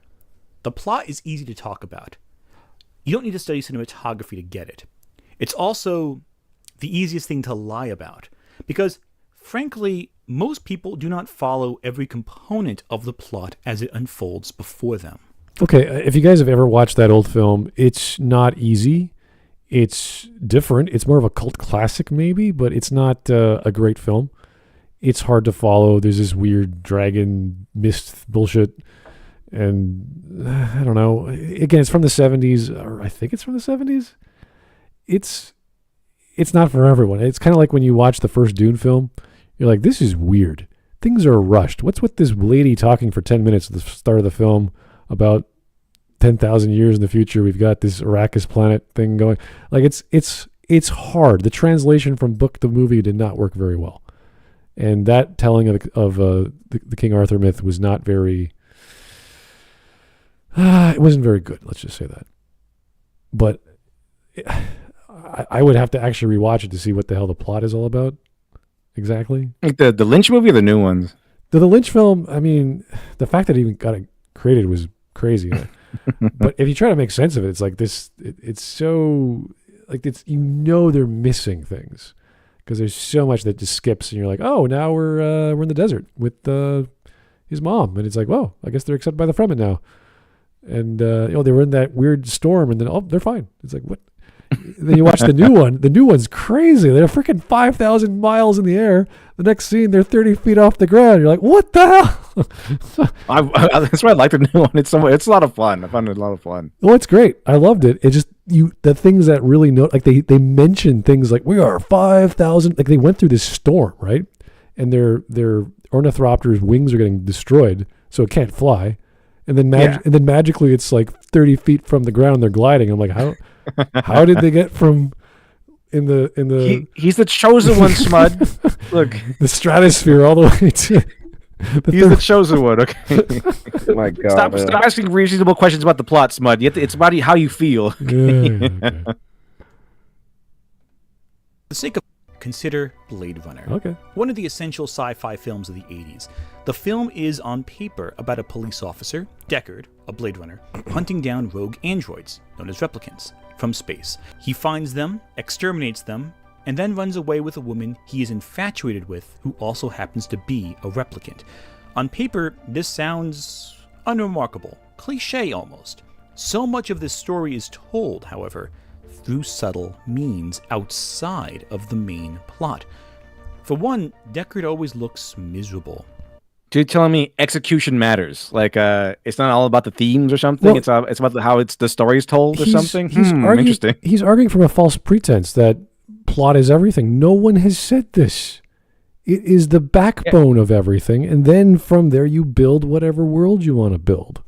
Now, would it be more understandable if all the clips that he showed us for like 2 seconds apiece, someone said like the plot is the only thing that matters or something like that, but he hasn't yet. So he put in examples, but he's saying that we said something that, given the examples, we didn't say. Yeah, he's built this entire straw man. He's like, well, look, plot doesn't matter in this film. It's like, I agree with you. No one's saying it was a problem. What are you talking even if it took us out of context of us saying, within context, the plot is important or something like that, it would make more sense in the video, but he hasn't even done that. It's all about dishonest storytelling. Okay, that's enough. And then Eric July going something about Stan Lee and X-Men, and then Tyrone Magnus going, they woke it up. And no one said anything about plot is the only thing that matters. Yeah.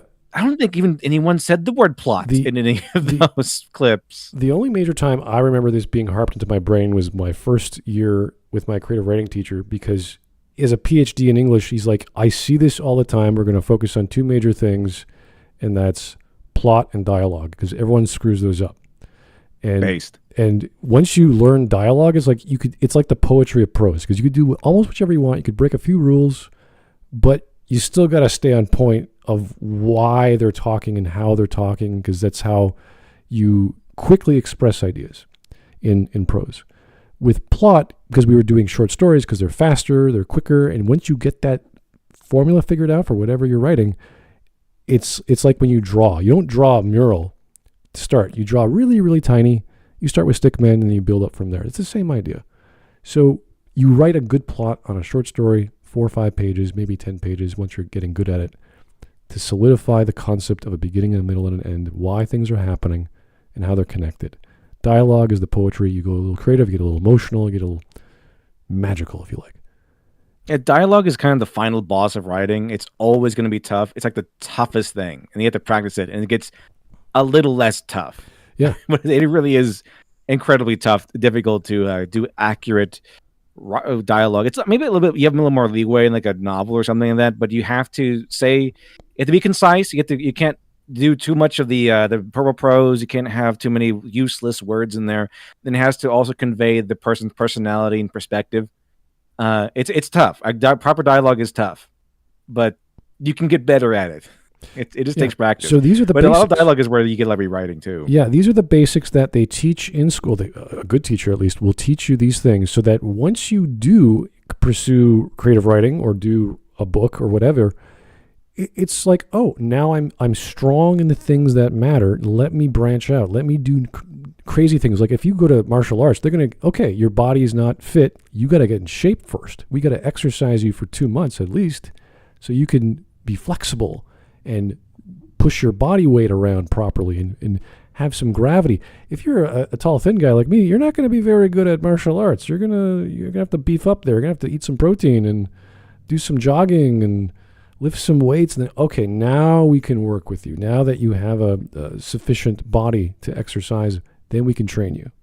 So you can't just jump into, I'm going to write amazing dialogue with characters. Like, no, you're not. Never shown to be exciting or thrilling.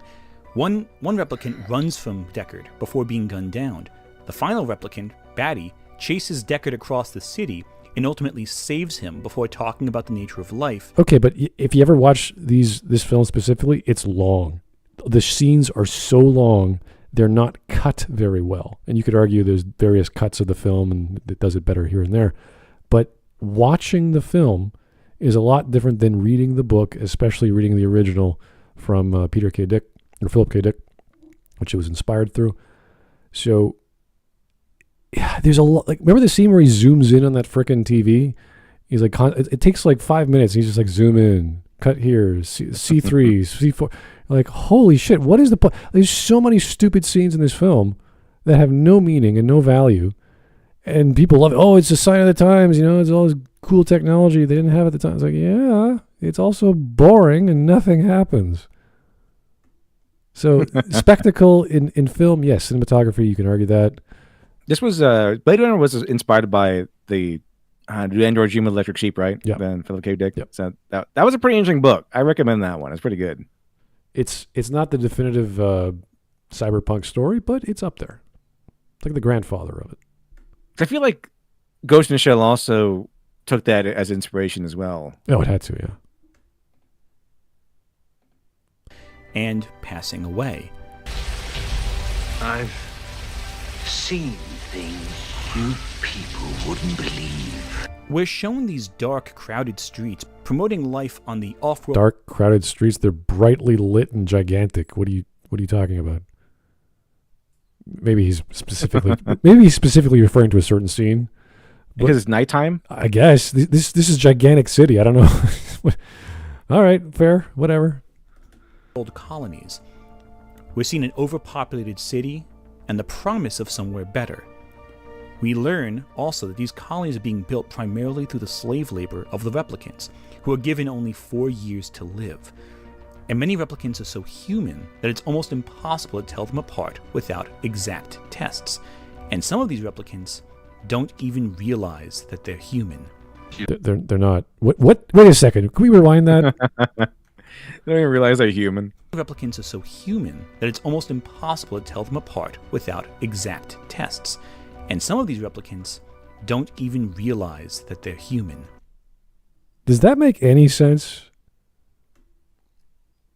I'm a robot, but I don't realize I'm not a robot. Isn't that the other? Shouldn't it be the other way around, where it's like they don't, like, some of them are so human they don't realize they're replicants? Have you gotten confused? That's like Commander Data saying, "I'm not an android, I'm a human." What are you talking about, Jean-Luc Picard? Okay. What? Sir, can you rephrase the sentence so I can make sense of it? Yeah, I think it's more like, I think they got it wrong. I think it's more like they don't realize they're replicants. I think that makes more sense. I hope so. I'm trying to remember the film, but I'm quite sure everyone knows they're a replicant. I'm quite sure about that. They act like they're human because that's how they're programmed, but you're essentially talking to a toaster. Is what the premise of this story is, that they're just machines, and the audience has to make sure. Wait a second, are they really just machines? That's our conclusion, not theirs. Doesn't know. She's beginning to suspect, I think. Suspect? How can it not know what it is? Commerce. A blanket plot summary would overlook these key details of the film. That's why there's more to a film than its plot. Quite an experience to live in fear, isn't it? That's what it is to be a slave. Now, I'm not here to talk about Blade Runner today, but I can if you ask me to. The point of this little exercise is to highlight how little some people engage with media outside of the plot. In fact, studios realize that audiences might not pick up on any of this. Any of the story. Oh, okay, so you're admitting that audiences are stupid and they focus on things that make sense, like plot. And if the plot isn't there, they change the channel.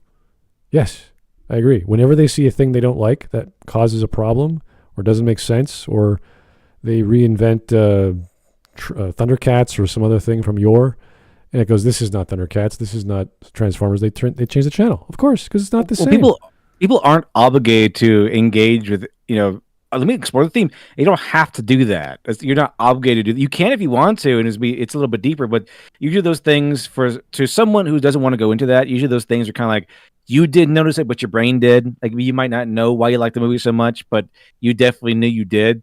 They do understand. It's just like maybe they didn't catch on or know exactly the pieces to look for, but they're not obligated to like just take it apart and go, oh, here are the themes and here's the message of the story. They don't have to do that. Yeah, they're not obligated to do that. So they're obligated to they're not even obligated to watch, but they want to watch the movie. They're there for the plot. They want to see the plot. They want to see how this pans out. If the plot does not hold up, the plot does not give them the substance and the satisfaction that they're looking for, they will leave. And you might even have a bad story with plot holes. Yeah, I remember. I don't know if you guys have ever walked out on a movie, but I remember my cousin walking out on, it was Batman and Robin, I think, in theaters with George Clooney. The Batman movie with George Clooney. It was the first 10 minutes. Yes, 10 minutes. Not even the back credit card. Yeah, no, they back credit card. He saw him skyboarding on these wires that were holding up this giant vault. He was like, "Wait a second, my brain just cannot grasp Batman's wires being this strong, and that wall, that building being that strong, and that wall and that building that strong." And now they're surfboarding in the air, and we're like, "No, we're out. We're done." Then clearly didn't know much about Batman. There's been weirder in the comics. Oh yeah, I know that, but this is a live adaptation. You can't be that, and it gets worse in that film. I know it's ridiculous, but well, duh. But he was a Batman fan, so he knew what he was talking about. And I'm like, all right, okay, fair enough. Yeah. Stuff beyond the plot they wouldn't pick up on. That's why they forced Ridley Scott to make Harrison Ford spell out the subtext to audiences in one of the most widely criticized elements of the theatrical cut of Blade Runner. Recreational facilities. They don't advertise for killers in a newspaper. Yeah, but this was like the second or third take of the film that they wanted him to dub over the lines to make for things that make sense, because this is what they do in science fiction. They did it with Dune. They did it with what the hell's the other film? They have monologues or internal monologues of characters because they did not have the time to have them talking to someone else to describe the scenario in the original script, and they realized, oh shit. Yeah. They definitely did that with Dune. Yeah, the Lynch movie. Oh God, yeah. Every freaking 10 minutes. It was so creepy. You're like, he's going to kill me. Yeah. Like it was whispered. Why are they whispering this? It sounds so weird. Because there's so much dialogue. There's so much stuff in those books that they couldn't fit it into a 2.5-hour film. It's like, all right, we got to do this. There's a lot. Yeah, I tried reading Dune. There's a lot there. It's a lot of words. Yeah. Harrison Ford's bored, exhausted narration where he just tells you what's happening in front of you. I'd quit because I'd had a belly full of killing, but then I'd rather be a killer than a victim. And that's exactly what Bryant's threat about little people meant. This is widely seen as a big mistake. That being said, some bad media critics might need this. They might not get the plot otherwise, unless it's spelled out to them by... Or, as you said, the average viewer would. So we're all just so stupid, Smud. We're just idiots. I mean, have it spelled. We just, as Plinkett said, we'll scratch our thick monkey craniums. Like, huh? Yeah. What's this movie about? This is no different than force feeding the audience because the director was told by a producer you should do it, and they're like, okay, fine, we'll do it. And but this is still going off the false premise that he did not prove, by the way, that we all are uniformly just interested in plot structure. And that we misinterpret everything unless it's told to us. But like, not even the clips that he played even implied that. It'd be one thing if it was taken kind of out of context and he was just trying to like dishonestly paint us as one thing, which he is, but it's not even the right way. He's not even doing it in a way that helps his points. He's like, here's a clip of me saying dishonest storytelling, and then Eric July saying something, and then someone else saying something, and someone else saying something, and it's like none of these clips have indicated that we are only concerned with the plot. And that we don't care about the emotions or anything like that. It's all end all be all. So all his claims he's making are not supported in any way by the clips he's used so far. As I kind of alluded to before about Blade Runner, it's the pacing that is the problem because there's so many scenes that just nothing happens. And again, Decker is doing something or some other character's doing something. And you're like, what was the point of that? So it's a long film. People like that. People like long films that they really enjoy, like visual things like Blade Runner, because at the time no one has ever seen something like Blade Runner in the cinema before. Same with Star Wars. Like, wow, look at all these wonderful, amazing props and CGI that they did. So I get it. Visual medium. Storytelling is visual.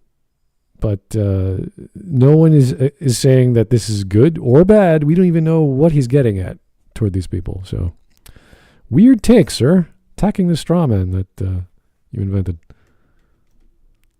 Or dragged back, at 4 o'clock in the morning to read a script. Just out of curiosity, if a landmass has this much of a reputation, why is it just now being discovered? Because if, let's say they might just shout plot hole whenever... Here's an example of a plot hole in Blade Runner. During nice Patty's final speech to Deck... Plot hole! Let me scratch my thick monkey cranium. Plot hole! I'm going to make a point. Oh, I was wrong. Let me cut that and try again. Okay. There's a lot of all of us on the internet, like a bunch of videos and stuff. You would think that if he's making these claims, you could find one person, one of us, saying something that kind of seems like maybe you can cobble together and maybe it seems like we're supporting this claim, but he gives us nothing. Like there's none of us like going plot hole. That's it. That's all we care about. Plot.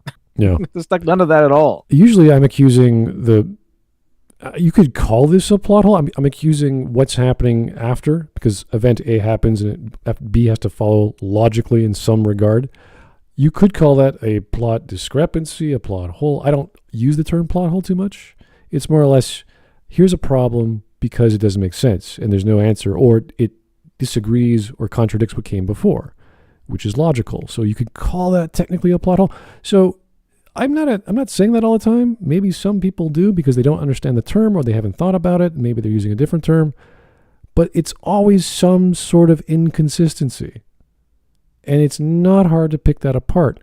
See, I have nothing wrong with people criticizing things for being bad because they have a reason.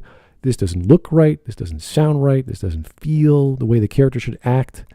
When something is good, then I really pay attention because there has to be some logic that shows me, okay, it has surpassed the problem of logic. We've understood what the characters are doing.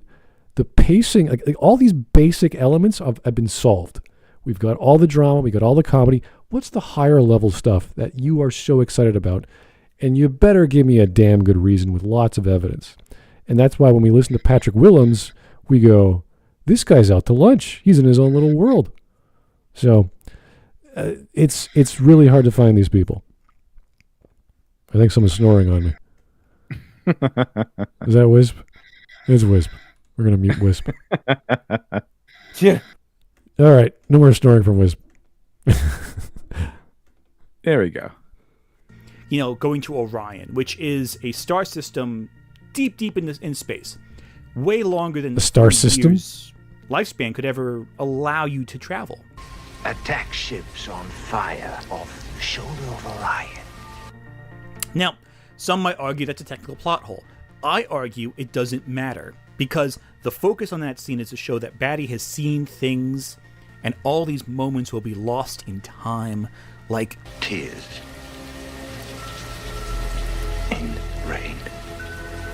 And that's compelling. The emotion is compelling. The technical details, who cares? If you say Orion, a constellation, how many thousands of light years away, so now we have interstellar or extrastellar space travel? You don't think that's a plot hole? That element, yeah. You don't think that's a gigantic plot hole? Like, oh, we have replicants. We also have warp drive that goes beyond light speed. Your brain doesn't go, wait a second. Oh, but it's so dramatic. He said the line that everyone remembers, and it's so cool, and it was improv. Did you know it was improv? It was so amazing. Dude, warped. We're in Star Trek now. You combine cyberpunk with Star Trek, just with one line. Like tears in the rain. You could have said Mars. He could have said Jupiter. Be like, all right, it's a 3-year journey. It's good work. Replicants. Logic goes unnoticed and uncared for, like tears in the rain. A little jump in technology never hurt anyone. Oh, yeah, okay, that's great. That's fine. Oh, get the fuck out. Is that Batty has seen things, and that... Then why do you say, I went to Costco? I have seen things you have never seen before at Costco. You're like... Deep fried Twinkies. And worms the likes of which even God has never seen. Say something. It's like that joke from Futurama where Fry comes home. Like, there's a thing about down the road that has so many colors that it was so awe-filled I fell to the ground and cried. It's like, oh yeah, that's the new advertisement got by Costco or something. It's like, yeah, it's a new advertisement going. All right. It'll be forgotten. The themes are more powerful than the technical elements of the plot. But if you approached every film like a CinemaSins ticker, then you'd say, "Oh, plot hole. This movie's bad." Like, who cares? See, my theory is being bolstered again. Yep. He keeps referencing back to CinemaSins, the thing he started out with, to paint us all as these nitpicking, like not really understanding, getting all these things wrong. So he is trying hard to paint us all as CinemaSins, like CinemaSins level critics. Like we're all on the same level. They were all doing the same thing. Like where CinemaSins is joking. He's taking CinemaSins, I believe, as serious, and they were all doing that. It's that's probably why he's only giving us little snippets in his video rather than entire segments, so that we seem more comparable to CinemaSins. So we have he's giving us little dings where there weren't any. So it really feels like he's trying hard to poison the criticism. They're trying to poison the people he's going after. That here's CinemaSins, these guys are terrible and they're not real, or they misinterpret things, and therefore everyone else after them is also just like them, and he keeps referencing back to them over and over to help paint that image, to help paint this lie that he has constructed, which is really, really ironic considering he's telling us liars. But his whole thing is about painting a lie that we're just all uniformly CinemaSins, and CinemaSins is totally serious criticism 100% of the time. It's kind of odd that he's focusing on just the emotion. He's like, don't worry about him making any sense. But the thing that makes sense to me is that he's being emotional. I'm like, okay, but you're just cherry picking the one over the other. Like it doesn't necessarily make sense. It's just you like it. That's it. Yeah. Like the emotions. And there is logic. There is logic to what he likes. So why choose one logic over another? Why can't you have both and say, well, one is flawed and one isn't, and go, yeah, but I still like the first. That's great. Say that. But you still have to admit. But he says, no, it doesn't matter if it's bad. It's like, wait a second. Hold on. Yeah. If Deckard's gun starts shooting like laser bolts, or I don't know, crossbow bolts or something, you're like, wait, that doesn't make any sense. But yeah, but it's so cool the way it sounds, and it pins him in the wall, and he's bleeding green replicant blood. It's like, oh, that's so. If he had a bullet, it wouldn't work the same. Like, yeah, but it doesn't make any. Like the gun from Judge Dredd, it does like 30 different kinds of shots. It's like, it could do 4, it could do 44 different. I was like, okay, yeah, we get it. It's a cool gun, but like, okay. Like that's, if it's that level of technology and function, then great. We can believe it because that's the world of Judge Dredd.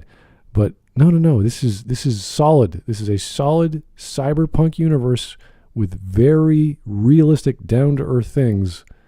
And we happen to have artificial intelligence as humans running around. Yeah. But interstellar travel, I had no idea. I didn't know it was a space travel story. So it throws me off. Affect your enjoyment. I don't know why. Maybe in those last moments he loved life more than he ever had before. Part of the reason why the question if Deckard is a replicant annoys me is because people get caught up in the technicalities. He said he wasn't going to talk about Blade Runner. He's still talking about Blade Runner. Yeah, he's like, I was going to talk about it here, but I could if you want me to. Anyway, he's all about Blade Runner. And the question being unanswered is so important because it forces audiences to question human nature. No. Okay. The funny thing about this question was the guy who made the film didn't even think about this, but then he listened to fans a decade later. He's like, oh yeah, no, I really meant to put that into the ideas of you guys, and then he actually thought that I wanted to imply that Deckard was really a replicant, and you're like, yeah, sure you did. I'm sure that was in the back of your mind. And then the video game comes out. The video game comes out where they had this randomized number generator to determine whether your character was a replicant in the story. And I never could get it because you have to keep replaying the game, and I got tired of trying to find that storyline. Never do random storyline generators. That's a horrible idea for an adventure game. I mean, like something that's like more like sprawling, or it could utilize it more. But if you want to just like, there's 2 storylines to get.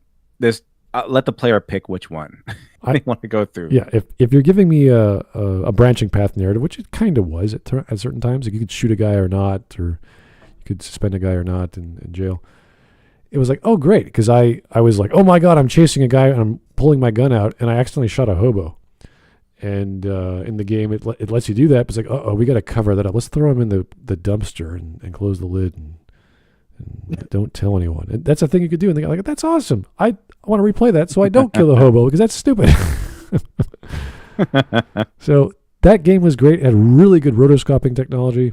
And it was brilliant the way they put that. This was like the era of Sierra games. And to have Blade Runner or an offshoot. Sierra games is awesome. Oh, yeah. I mean, they really did the gamut of what they could do. And they got the 3D, and then the year later they closed off because no one was buying their titles. But, whew. Rest in peace. Yeah. As they say in the film, it's too bad she won't live. But then again, who does? Now that question is more profound than an hour-long fan theory video breaking down the evidence for this theory. The theory is told in brushstrokes on a canvas, not a chart. It's impressionistic, not concrete. What does that mean? What does that mean, sir? What are you talking about? You give me an allegory. I'm like, okay. So I can't use brushstrokes on a chart? Why can't... Like, what are you talking about? The thing is, with bad media criticism, the ultimate point is to keep you engaged. That's... How dare you? How dare you keep someone engaged? You see, in order to have good media criticism, you need to be boring as all hell. If someone watches more than 10 seconds of your video, you have failed, sir. Apparently, my lack of popularity is because I'm not a bad critic. Or I don't know. They want to keep you engaged by doing what, like, if it was really dishonest and everything, like blatantly dishonest, like he's saying that we do, like this. Oh, you're all dishonest and you're lying and misinterpreting scenes, uniquely misinterpreting scenes. Wouldn't it be like, this video sucks? Let me close it. let me add a bell sound every time I finish a sentence. That'll attract everyone. It used to be engaging. Like it's entertaining, not because it's correct, but because like CinemaSins CinemaSins is entertaining, not because it's correct necessarily, because it's fun. It's just it's a bunch of jokes. You're not there for like deep, in-depth criticism. You're not there. It's not the halls of debate. It's not the scholarly halls of like a university. It's just fun, something fun on the internet to like, haha, it is kind of funny. Or he points out a little plot hole here and there, or some weird inconsistency. That's kind of funny. Yeah. Anyway, remember how it should have ended? That YouTube channel. I think it's still around.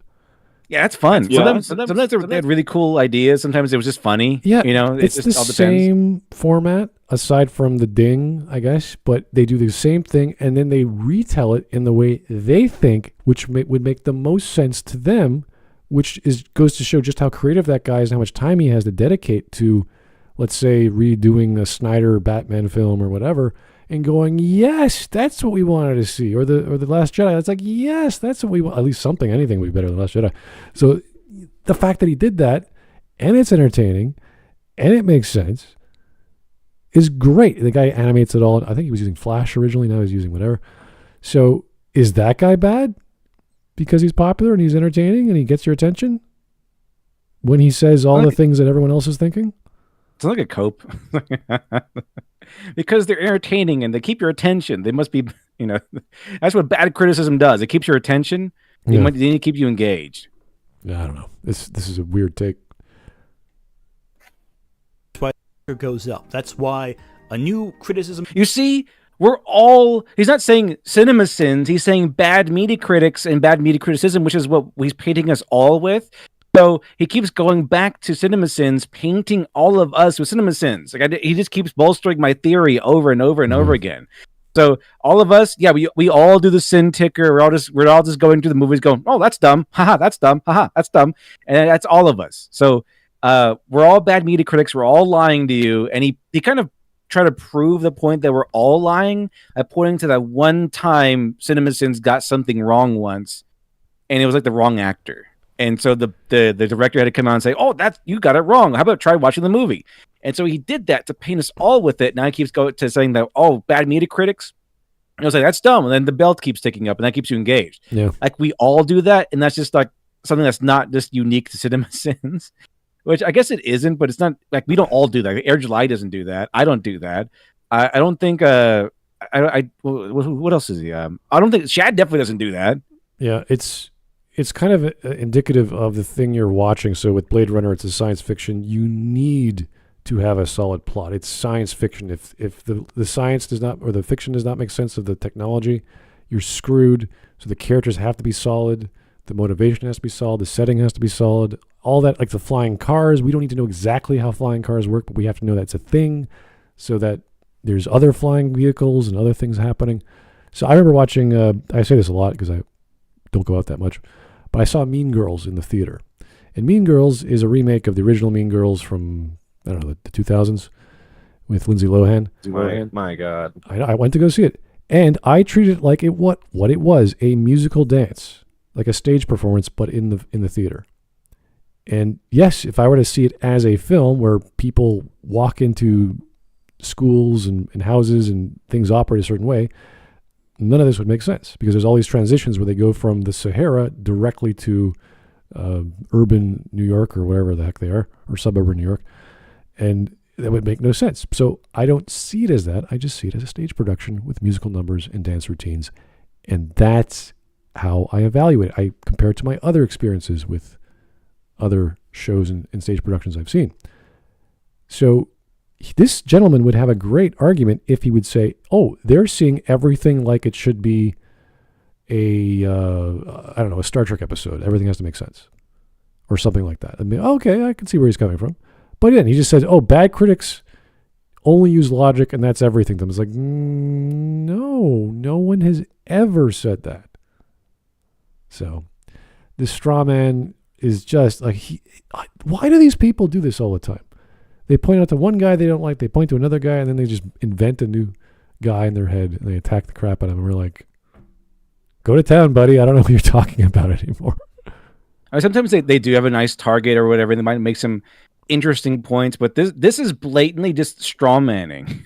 This is, you see what CinemaSins does? That's what all these guys do. They're no different at all. They're all exactly the same. No. So that's what he's doing. That's exactly what he's doing. It's not me making things up. It's exactly what he's doing. So I don't know. It's like let's go on for another 2 minutes and see if he keeps doing it. And maybe I mean, this is entertaining for me because you're around, so we can joke about it. But here's the thing. So like 13 minutes in, he has already heavily laid it on thick that he showed off CinemaSins to poison the rest of us. Yeah. And I'm not no flack against CinemaSins. They're entertaining and fun, but they're obviously, like we said before, they're obviously jokes. But the thing is, he's using their fun style and they're more loose.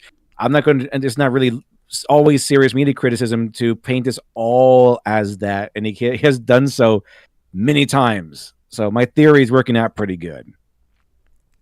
All right. Well, let's keep going for the 2 minutes and see how well he does.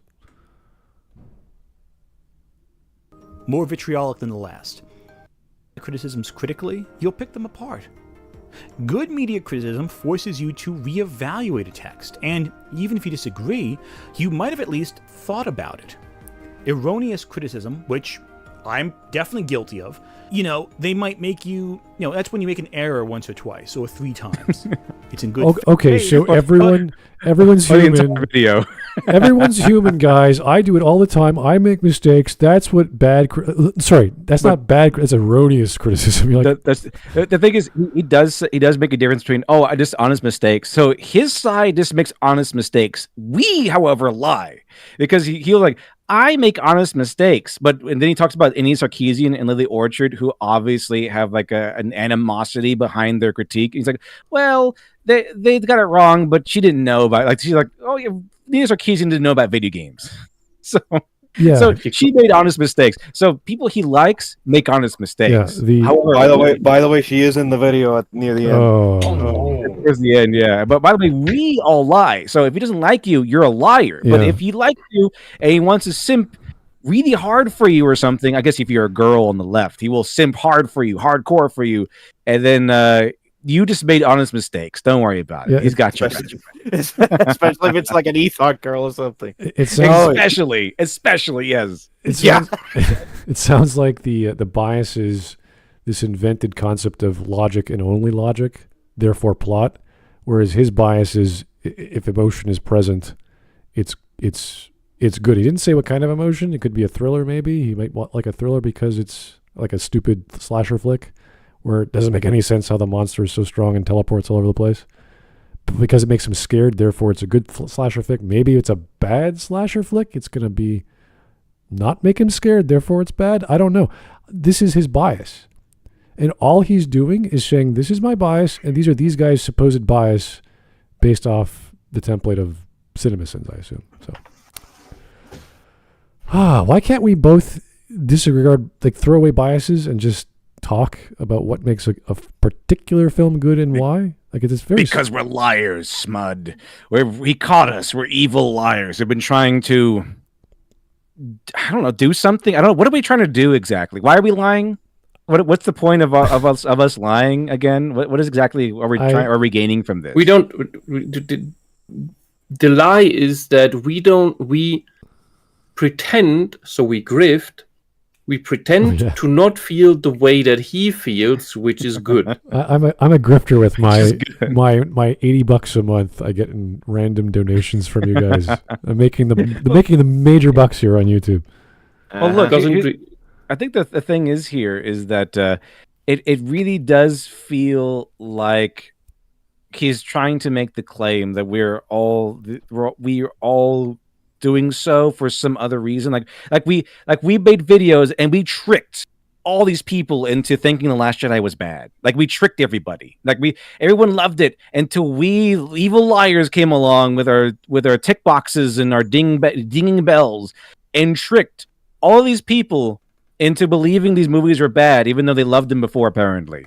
And it definitely was not the fact that people hated these movies already but didn't know quite why. So they gravitated towards critics who could explain why the movie was bad. It definitely was not that. It definitely was all of us lying and tricking people into hating media that he likes. And we're so compelling. That's definitely what happened. And we're so compelling that people keep watching us and then believing what we have to say because we're so good arguing. We just keep you entertained. Our lying is so entertaining. You just want to keep listening to us. Like, oh, Smud Boy, your lies are so beautiful. Just keep telling me everything. Or good media criticism is just really boring, like the movies I like to watch. Like, as long as it's boring and has endless, pretentious, empty dialogue, it's a good masterpiece of a movie. Okay. It's the same as the rejection of another political position works for these activist types. Because a lot of the time they accuse you of grifting when you do not hold the left-wing position. And that means, so the accusation of grifting means we are lying about the position we have.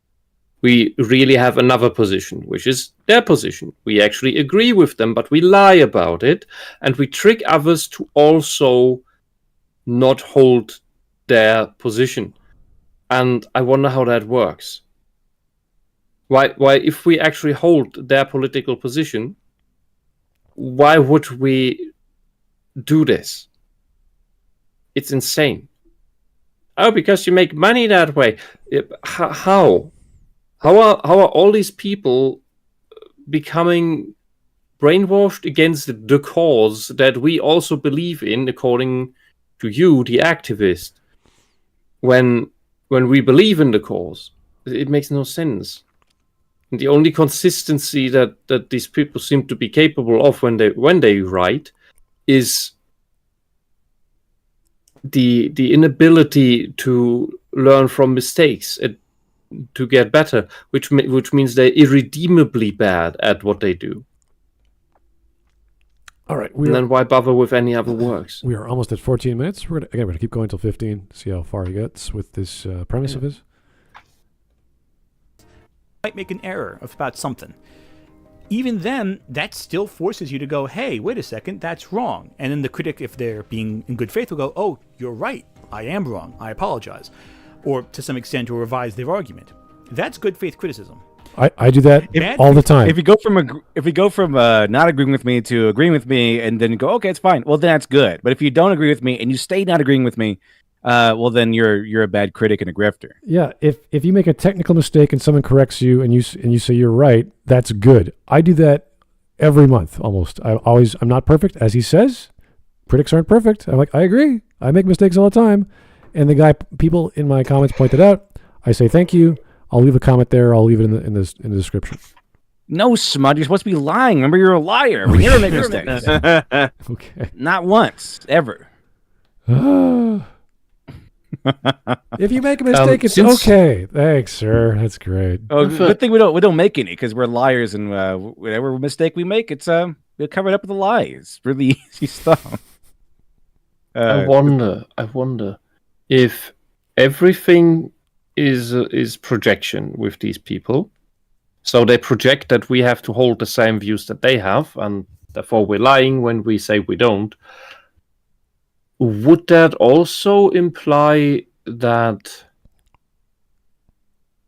Oh god, it's too late for me. Nope, lost it. All right. Sorry. Fair enough. 14 minutes. That I am right, you're wrong, no matter what you say I am right, and I will always be... Oh my god, Mr. Projection. That's you people. Would you... See, I was correct. I was correct about it. Guys, go to that... Okay, go to the video. I was getting to that. Go watch his video. It's the one that LitDev mentioned. Your favorite media has always been woke. That's the one we did, yeah. Yeah, go cover the comment section, the thread that I started there. has 20 replies. See how he responds. And what do you think he sounds like? What he's trying to do? It's... yeah. Go on. I'll try to hold it. Yeah, no. His voice has been sounding like John McIntosh so far. I don't know about you guys. I wouldn't go that far. He's... I'm hearing John when this guy talks, I swear. Okay. He's channeling his inner John. Yeah. If everything with these guys is projection, then when they accuse us of lying about our actual position, that we are just grifting, can that mean in turn that all of these activists are also lying about their position, being this socialist activism? That they're not actually believing in the socialist activism? Oh, I think they believe it. They just don't know how to explain what they think because there's nothing there. So they're making shit up. But they just don't know what it actually is. But that means it is in part true that they do not actually hold the position. They just stand there without understanding. It's like any religion that the people who go to church or whatever don't actually know what they believe in. So they just go along with everyone else and to be part of the group. So when they're asked... Yeah, but that in itself is already a drift. They pretend to be for something that they don't actually are for because they don't... Not out of malice, but out of ignorance. Oh, it's worse. It's stupidity. When you listen to some of the people we've covered, I can't remember who they are, but they're still popular because they keep making content, which is just so like Vosh and who was that guy we brought on, sadly, with Geeks and Gamers? Xander Hall. Like that guy is so vacantly minded. There's nothing there to listen to. He has no opinion worthwhile, but he still believes in socialism and whatever nonsense he believes in. So I don't know exactly what they're trying to do. You could argue that's their only form of income and therefore it's a grift, but I wouldn't say that. Like, I don't care how they make their money. Like, this is such a weird thing. Like, oh, you're a grifter. You're just in it for the money. It's like, even if that's the case, people like the content for a certain reason. Like with Vosh, when we were covering that video, the people in the comments section were disagreeing with Vosh vociferously. And we were like, oh my God, this is hilarious. Like I would watch his streams to see his people in the chat attack him. Like, what's that? You'd go to streams and then the actual main event is the comics. It's hilarious. Like he's so wrong. Like that entire attack on LitDev was so funny. We just sat there giggling. It was like, we don't have to say a joke. It's just like, it's right. He's a clown. And the chat's doing it for you. Yeah, and it's so common sense and obvious. I don't know what exactly his point is anymore because all he's going to keep referencing are those two studies from one's like from, I don't know, southern Spain where they have a commune, some sort of factory that everyone's paid communally, and like, okay, it works there, good for them. Let's try to scale that up, sir. I don't think governments are going to touch that, or other ideas that just don't work. And they believe in these things, and you're like, okay, I mean, good luck. I live in your utopia. We don't care. Go for it. We will let you do that. But don't try to attack others for disagreeing with you or pointing out obvious flaws where you have no information on, especially when it comes to media or stories or things that they're just not good at. So again, nothing wrong with not knowing everything. I don't care. But when you're jumping into storytelling and media and the theater and music, you got to know what you're talking about before you start arguing. Anyway. Don't force anyone to join your utopia. I'd like to see that. Don't drag anyone in because one man's paradise is another man's hell. Anyway, we are not even halfway done. We're at 14 minutes and a bit. He is projecting right now, which is sad. On cue. Point out every error I made and spelled it out to me. Fandom discourse is full of You mean when I did it and you just disregarded most of what I said? Yeah. That's about right. He disregarded most of every critic he mentions here. He disregards most of what we said, so they can make us sound more like CinemaSins. Oh, it's gonna get better in terms of that in just a bit.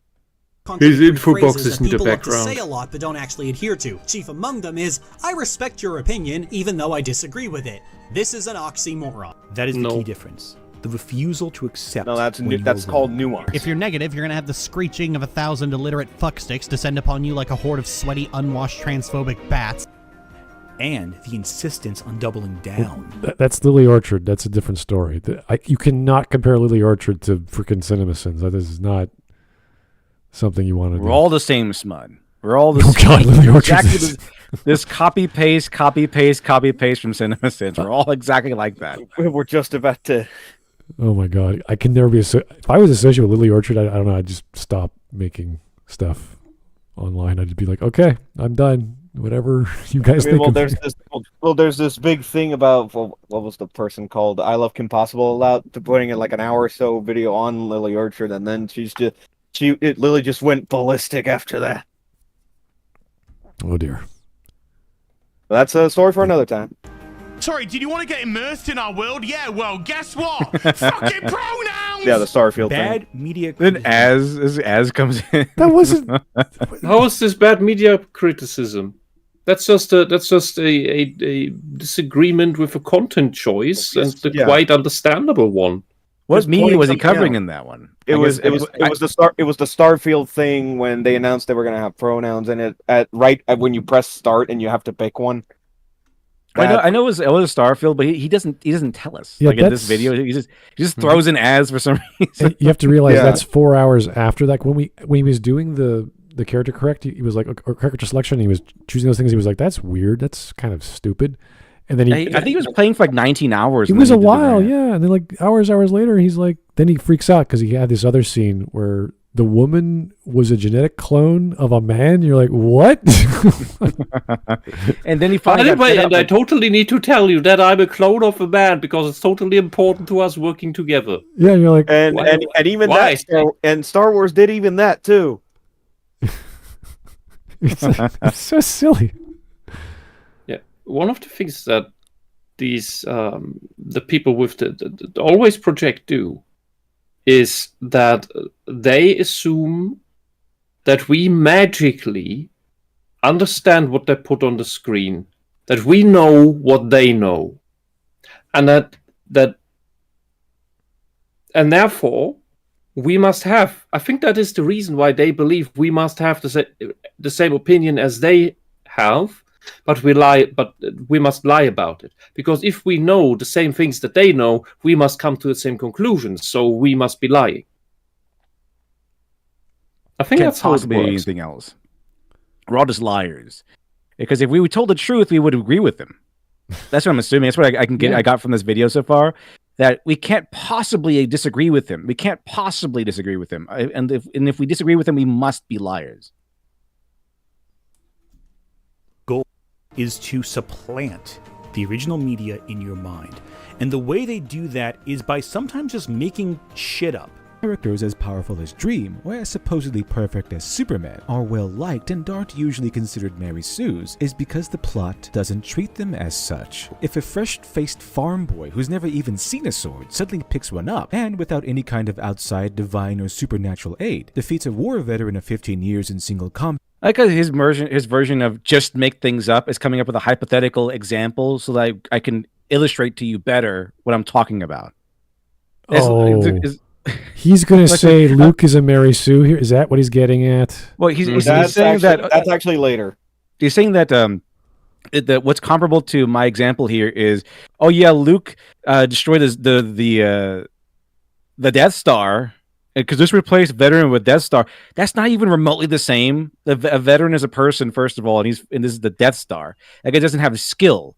Like, the Death Star does not have skill. I'm specifically comparing like two people based on skill level. Like, if a farm boy who has no sort of combat experience or training just picks up a sword and fights a veteran who has tons and years of combat training, and he just beats him, it wouldn't make any sense. Like, unless, I even say like, well, it could be divine or whatever, divine help or something like that. But on even ground, if everything all being equal, they're both just devoid of everything else, just pure skill level alone, it would be probably a Mary Sue moment to see the farm boy win against a veteran. So the end of Man of Steel.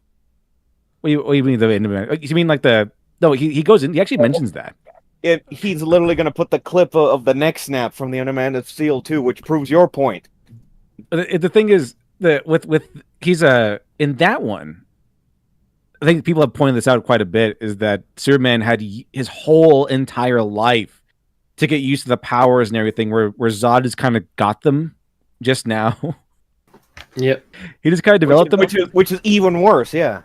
So, not to mention that Superman has been fighting and solving crimes and doing a superhero thing for a very long time, and he's been doing that for years, his entire life. So, where Zod has been traveling around or something, I don't know where he's been exactly. But Zod has it's basically the opposite. This veteran is given a brand new weapon he has no idea how to use. He's just kind of using it without any sort of polish or skill, where Superman has had his entire life to practice with that skill. So a little bit different. It actually does it actually meets my point that Superman should have the edge. He should have the edge over these guys, and he did, because he's the veteran, and essentially Zod here with the power set is essentially the farm boy with very little skill. So it does pan out exactly how I said it should. Thanks for bolstering my argument there, Mr. Ant. Yeah. That you just witnessed a Mary Sue moment. Trained my entire life to master my senses. Where did you train? On a farm? His senses, not the powers that he just got, because that's impossible, but his senses, because it's a soldier kind of thing. Yeah. The other thing is also that if you watch this video, he is clearly disingenuous, simply lying about the Luke being a Mary Sue thing, because he ignores all the parts where Luke fails and is put down, which is throughout the entire movie. Yeah, he fails a lot. The time he really succeeds is blowing up the Death Star. But I also say nearly in because you can't have definitive of Superman. There's so many iterations of Superman that some of them are bound to be probably Mary Sue-esque, and there's so many stories of Superman in it. There might be some of them might have written him as a Mary Sue, but typically he's not seen as one. And usually in the best stories he isn't. But there's so many iterations and so many stories with those iterations that you can't account for them all. So I had to put in, he's not typically a Mary Sue. He's not usually, because there's so many Supermen. Because the whole idea is he's just the quintessential superhero. Anything beyond that is just whatever people want to do with him in terms of how they write him. But doesn't treat them as such. They'll either misrepresent scenes, omit key details to make their point land better. Well, doesn't this guy actually omit the fact that the plot doesn't work? And he's admitting, the plot doesn't work, but who cares? I don't think this guy can be talking on anyone admitting key details at this point. You don't have the moral ground to stand on that at this point. You cut out every single thing taken out of context, every single thing taken out of with no argument, just tiny little snippets, and then you just kind of misrepresent our arguments and say, "Oh, look, it's this. It obviously you're talking about this, so I can debunk that." If this argument is addressing this, and I can debunk that, so I'm going to go ahead and say that you're saying this. So he's doing everything he's accusing us of, which is very interesting. So make this video so interesting. Lie. So views from both sides of the culture. Hey, this is John Delarose. So this is not me. Or Disney's X-Men 97. All right, hold on.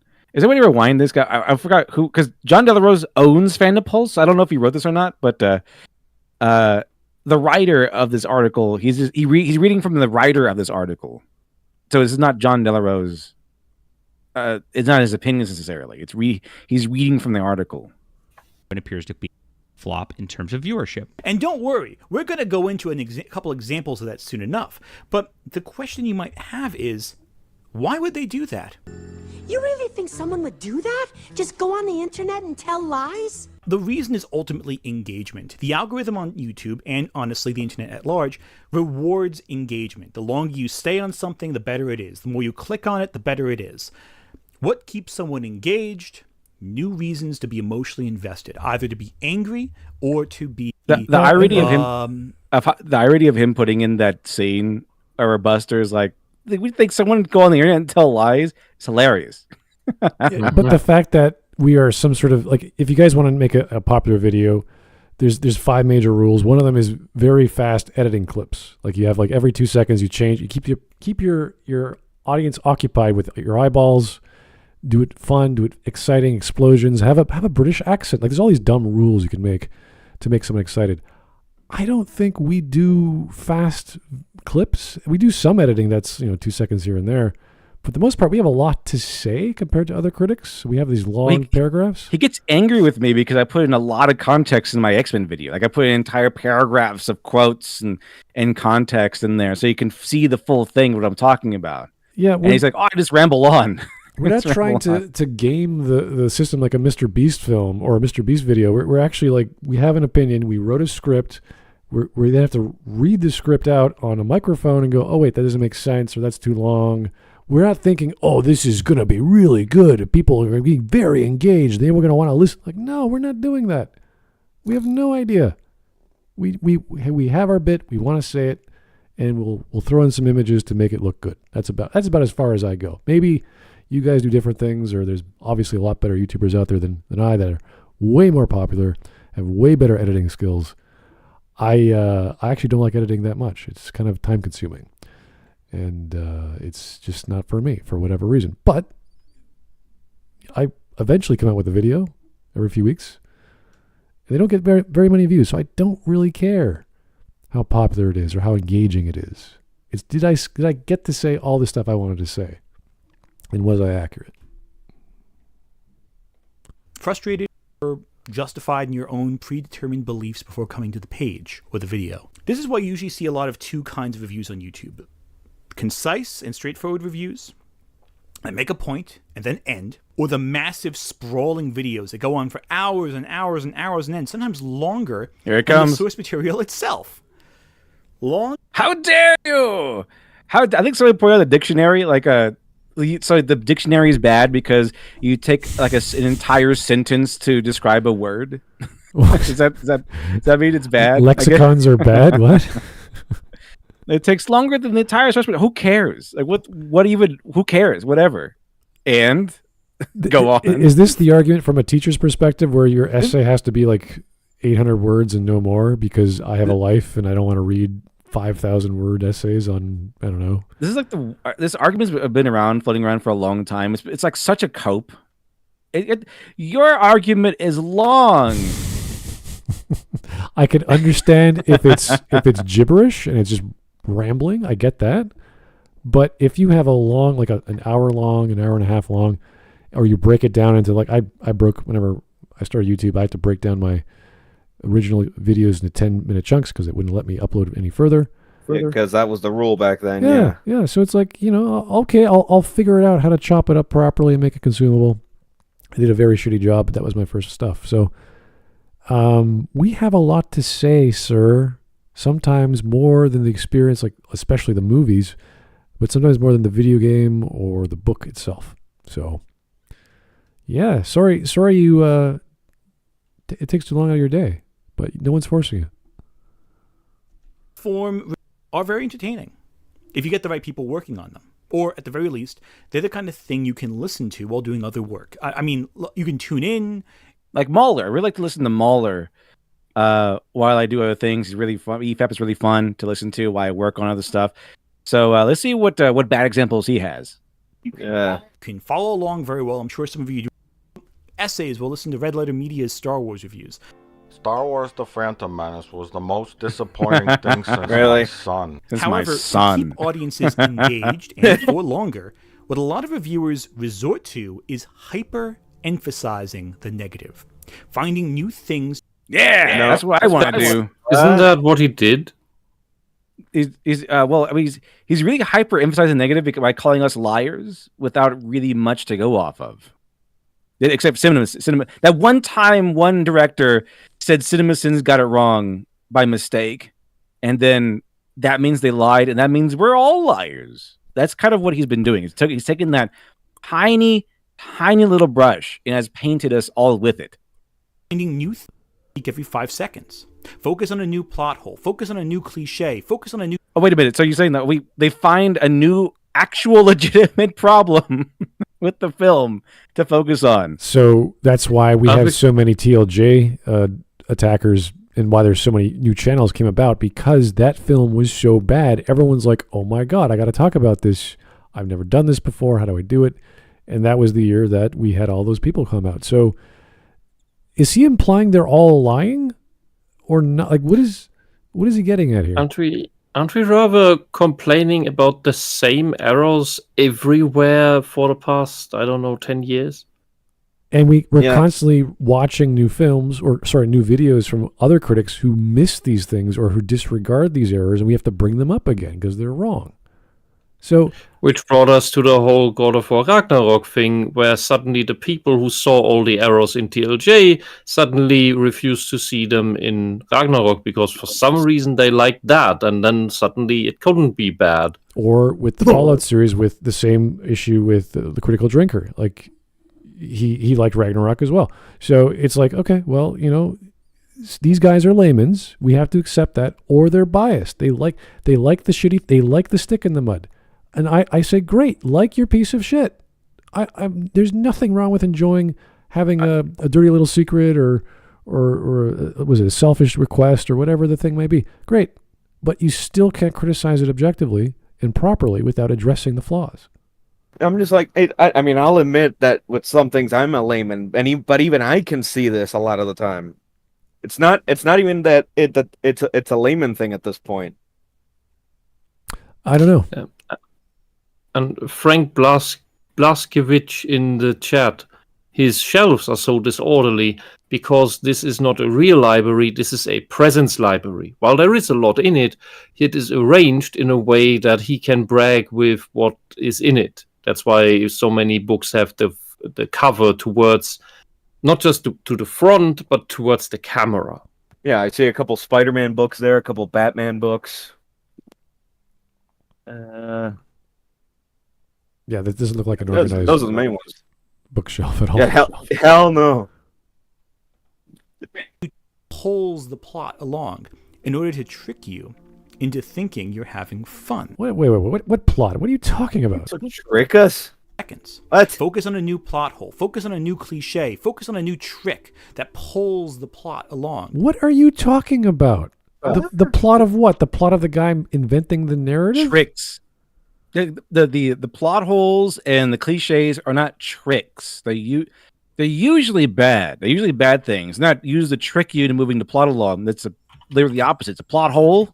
It's that all takes you out of the experience more than anything. I'm just curious what plot he's referring to. I'm confused. Is it the plot of the YouTuber or is it the plot of the film? Of the media, I would assume. Trick you. All right. By the way, remember when I said that it seems like his argument is that we all walked out and we convinced everyone we're just all Jim Jones or whatever, and we all just came out here and convinced everyone that all these films are actually bad, really. And I was right, because this is exactly what he's saying, that we all went out there and we tricked everyone into having fun. You're thinking they're having fun with our evil, lying, negative media critique. That's kind of what I was right again. So I think that one is proven correct. And my other theory about him painting us on purpose as all CinemaSins is also panning out to be correct. So I think I'm hitting 2 for 2 so far. Into thinking fun. In the more extreme examples, anything that tries to invoke an emotion in the audience is deemed manipulative. It's deemed cheap. Wait a second. So he wants a movie which is emotional, which is an argument from emotion, which is fine if that's what you want out of your comedy or drama. That's the point. I get it. But now, because critics use that, it's cheap and manipulative because that's what other people want? Like, it's the same thing you want, buddy. People complain about it when it is written cheaply, when it is written manipulative, when that happens, when it is not consistent. Like the whole Rose Tico thing. It's all nonsense. It's all random crap. It's okay when the movie does it. It's not good when the critic does it. I'm like, but you want that from your media. but you don't want logic from your critics. But when they do it, it's bad. I'm a little lost here.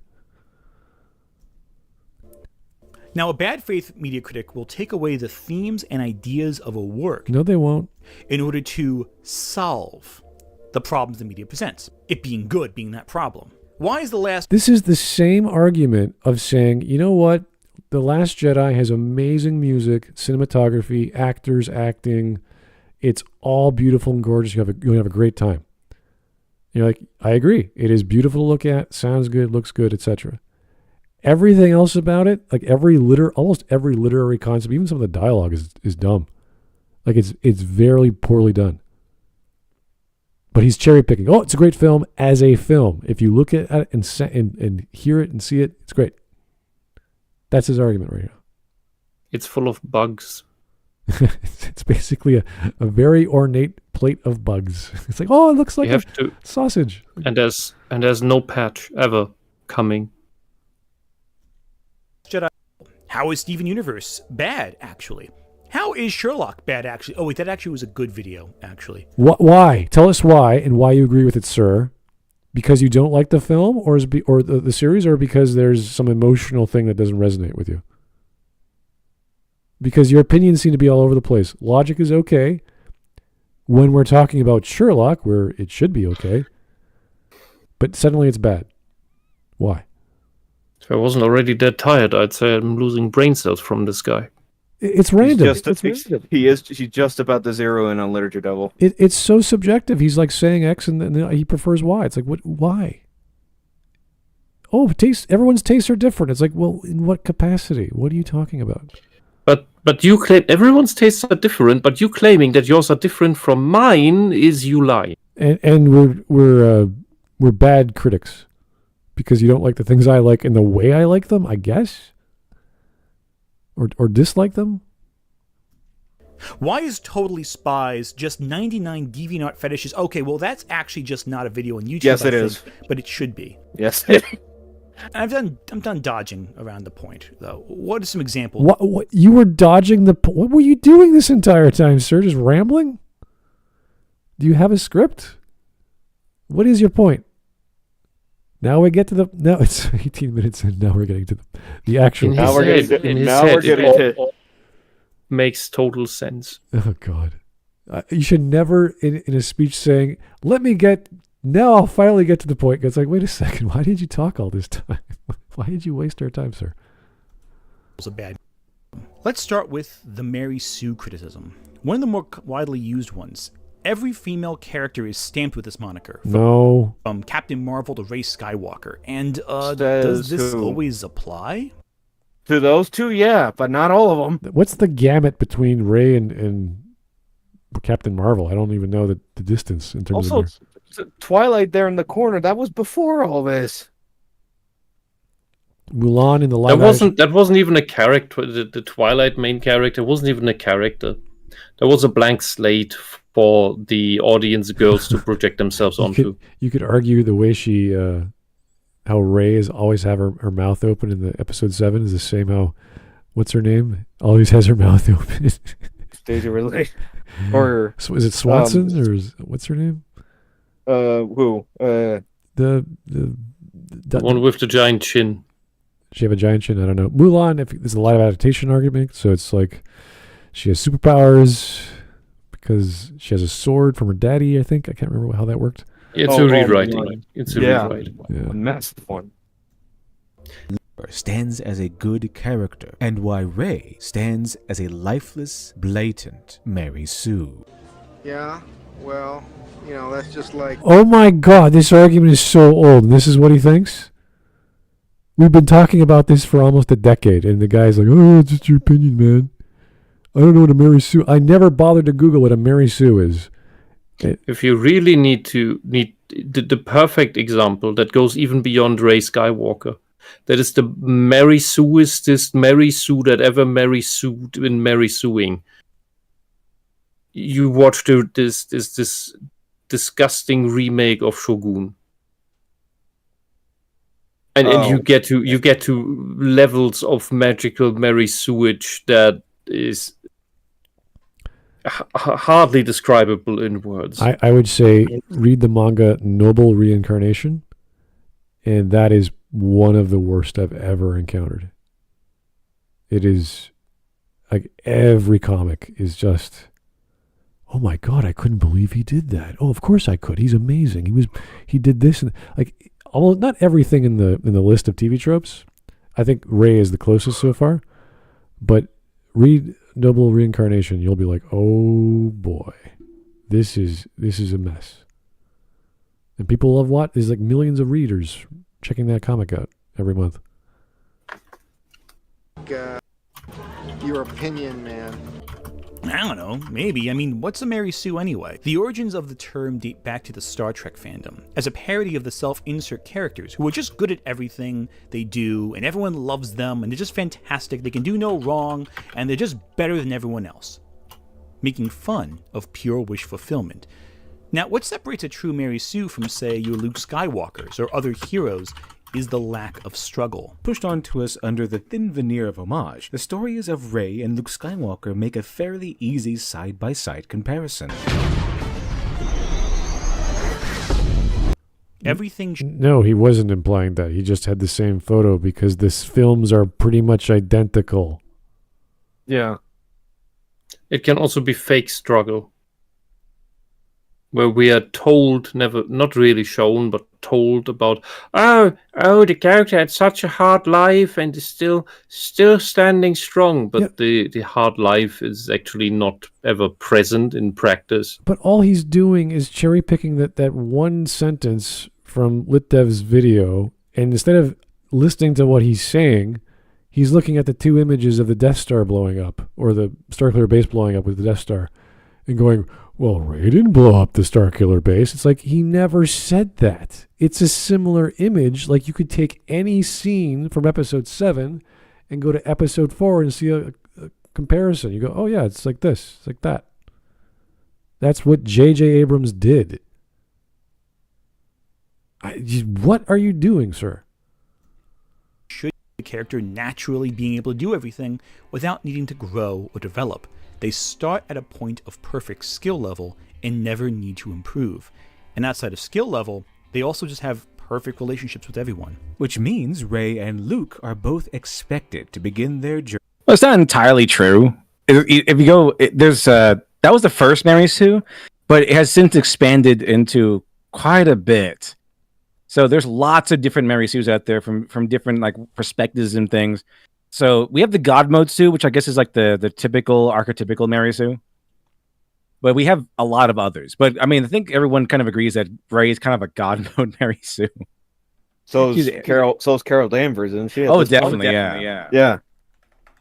Absolutely. I'd say Carol even more so with how much power they gave her in the MCU. God damn. Yeah, we thought Rey was awful, but then like they came out with more and more and more. Rey, in comparison, is not that bad anymore. The story is still bad, but she as a character, not really all that offensive.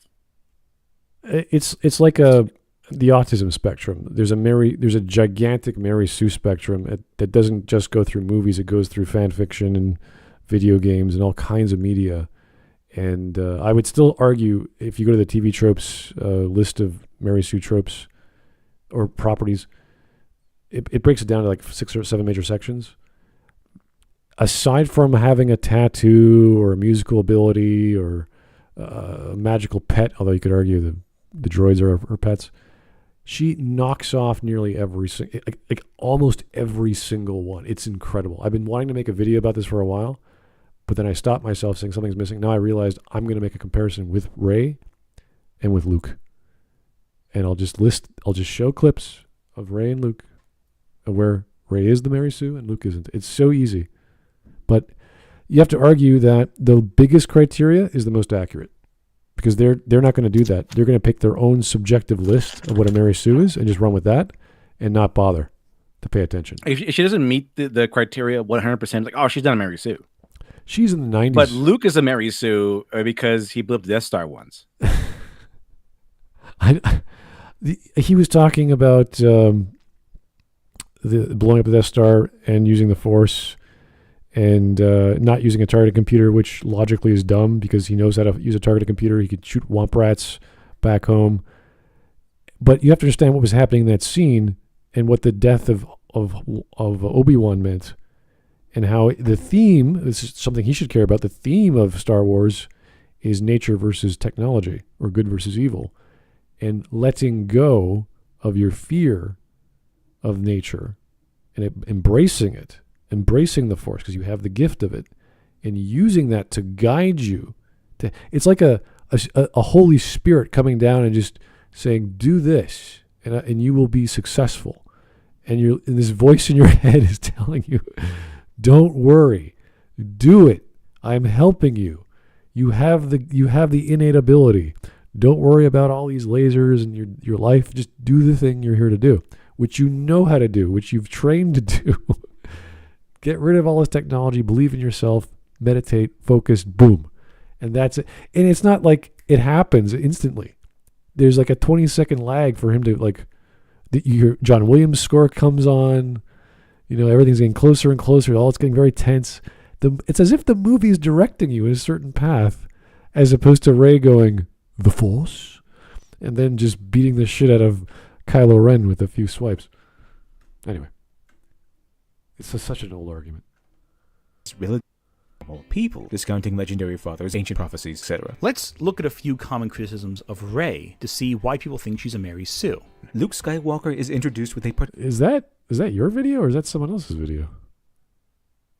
What's going on? The way it showed, that was his, I think. Oh, okay. Weird. Particular set of skills such as general knowledge on droids, how to drive, and how to use weaponry. Now, how does he know these things? Believe it or not, the movie doesn't need to tell us directly. It is a movie after all. It can show us things, and we, as the audience... I guess he said earlier that we're just all too stupid to understand things unless they're directly told to us. And now he's like, oh, well, So Luke, knowing how to use a weapon owned by the Jedis, and know how to fly space despite never being off-world justified. Well, yeah, because he doesn't know how to use the weapon. And then he also says that he as a farm boy, he liked to drive this ship. Was it I forgot what it was. But he had this thing that's like he flew this one ship, and then we kind of confer that he's a good pilot. And they talked about being a really good pilot, and he wanted to go off to pilot school because he's a really good pilot. Mm-hmm. So that was all set up in the beginning. So yeah, that's justified. And he wins the movie effectively by piloting and shooting a womp rat. And meanwhile, Rey's like flipping through the air with a Millennium Falcon on a ship he's never flown before. They're doing all these tricks, doing that triple shot, all this stuff. That's not really comparable than essentially Luke just driving in a straight line. Yeah, I seem to recall Luke being trained on the Millennium Falcon with the lightsaber not very long, and then losing to Vader, getting his arm chopped off, and then having to go to Yoda to learn how. This, what is he talking about? Connections. Rey doesn't have anything for the audience to connect with. Instead, the movie decides to focus on how alone she is. In fact, you could say that she's almost like a human version of Pixar's WALL-E, without the humanity. Luke was taught farming skills by his uncle because his uncle was a farmer. The movie spends a decent amount of time establishing this fact, while Rey can scavenge and survive alone on the desert home planet because she's just awesome. So one big criticism of Rey is that she seems to be good at everything. Yes. She never loses. Yes. It gets worse as the movies go on. It's like, oh, if Poe Dameron was flying the ship, it's like, oh, if only Rey was here, she could just definitely outfly me, the dedicated pilot. Yeah. The other pattern I mentioned years ago was that it's strike one, home run. Like she tries something the first time and she screws up because she's never held a gun before, but the second time she always gets the shot, and she gets full skill points. Yeah, the same with I was just about to mention the example with the mind trick. Yeah, that happens after that too. Mind trick, the lightsaber, everything's like, oh, I was fighting Kylo with the lightsaber, but he's weak and I'm losing, and then I say the Force, and then I beat him 4 times over. It takes one mistake, like one time it doesn't work out correctly, and then forevermore. Yeah. So 99%. So this 1% she failed, therefore she's on Mary Sue, even though 99% of other times it's like she's on par with ancient masters after that one time she tried. That's very fair, apparently. Yeah, I am all the Sith. Now, well, I'm all the Jedi, therefore I win. I was like, what? Why? I call all the Jedi. 2 lightsabers, not 1, 2. Oh, Palpatine couldn't think that far ahead. Oh my God, she has 2 lightsabers. I'm going to fry my face. 2 lightsabers? That's not fair. Let me keep electrocuting myself like I always do. Why do I do this? Why am I killing myself? Why am I killing myself? I think the estimation that's like when you pee, like it's very uncomfortable to cut off the stream of light. I can't stop. This is a Falcon better than Han does. She does. Can do the Force without training. She does. So let's She break does. A couple of these down. All of these are true. How do you justify this? What'd you do?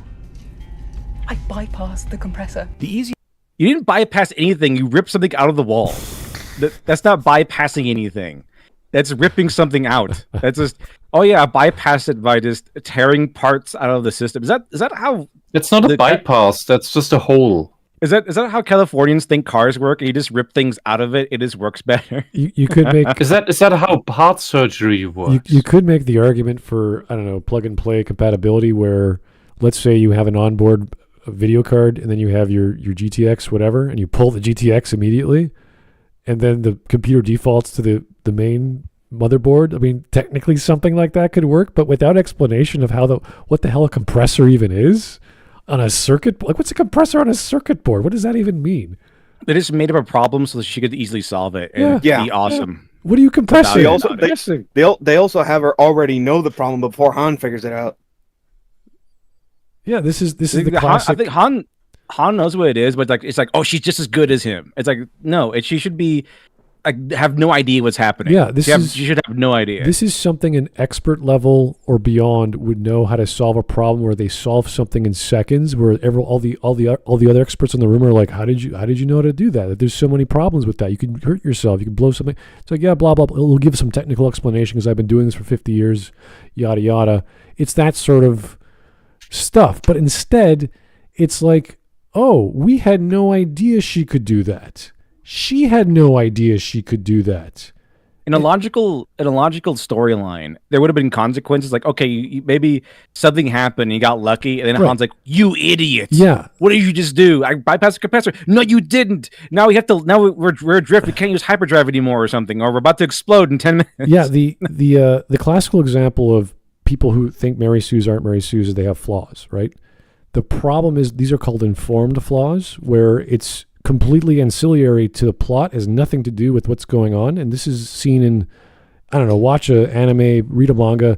All the girls who are amazing and whatever they do, they're clumsy or something. They suck at cooking, or they can't dance, or sometimes they're really good at one of them, but it has nothing to do with anything. It's like, who cares if they can dance or cook? It has nothing to do with the fighting robots. Like, who cares? It doesn't matter. It's like, I think Twilight, they made her like she squeezed too much toothpaste on a toothbrush or something. Oh yeah, like I had like a whole 45-minute video on this. That Mary Sue's can have flaws. They're just like never. Toothpaste. Yeah, I think like this in Twilight, she just squeezed too much toothpaste on a toothbrush, and she's like, "Oh, she's quirky and clumsy. She's not a Mary Sue." Yeah. So Mary Sue flaws are like that, where it doesn't really matter. It's like it doesn't pertain to the plot or set her back in any way, or something she has to overcome, or anything like that.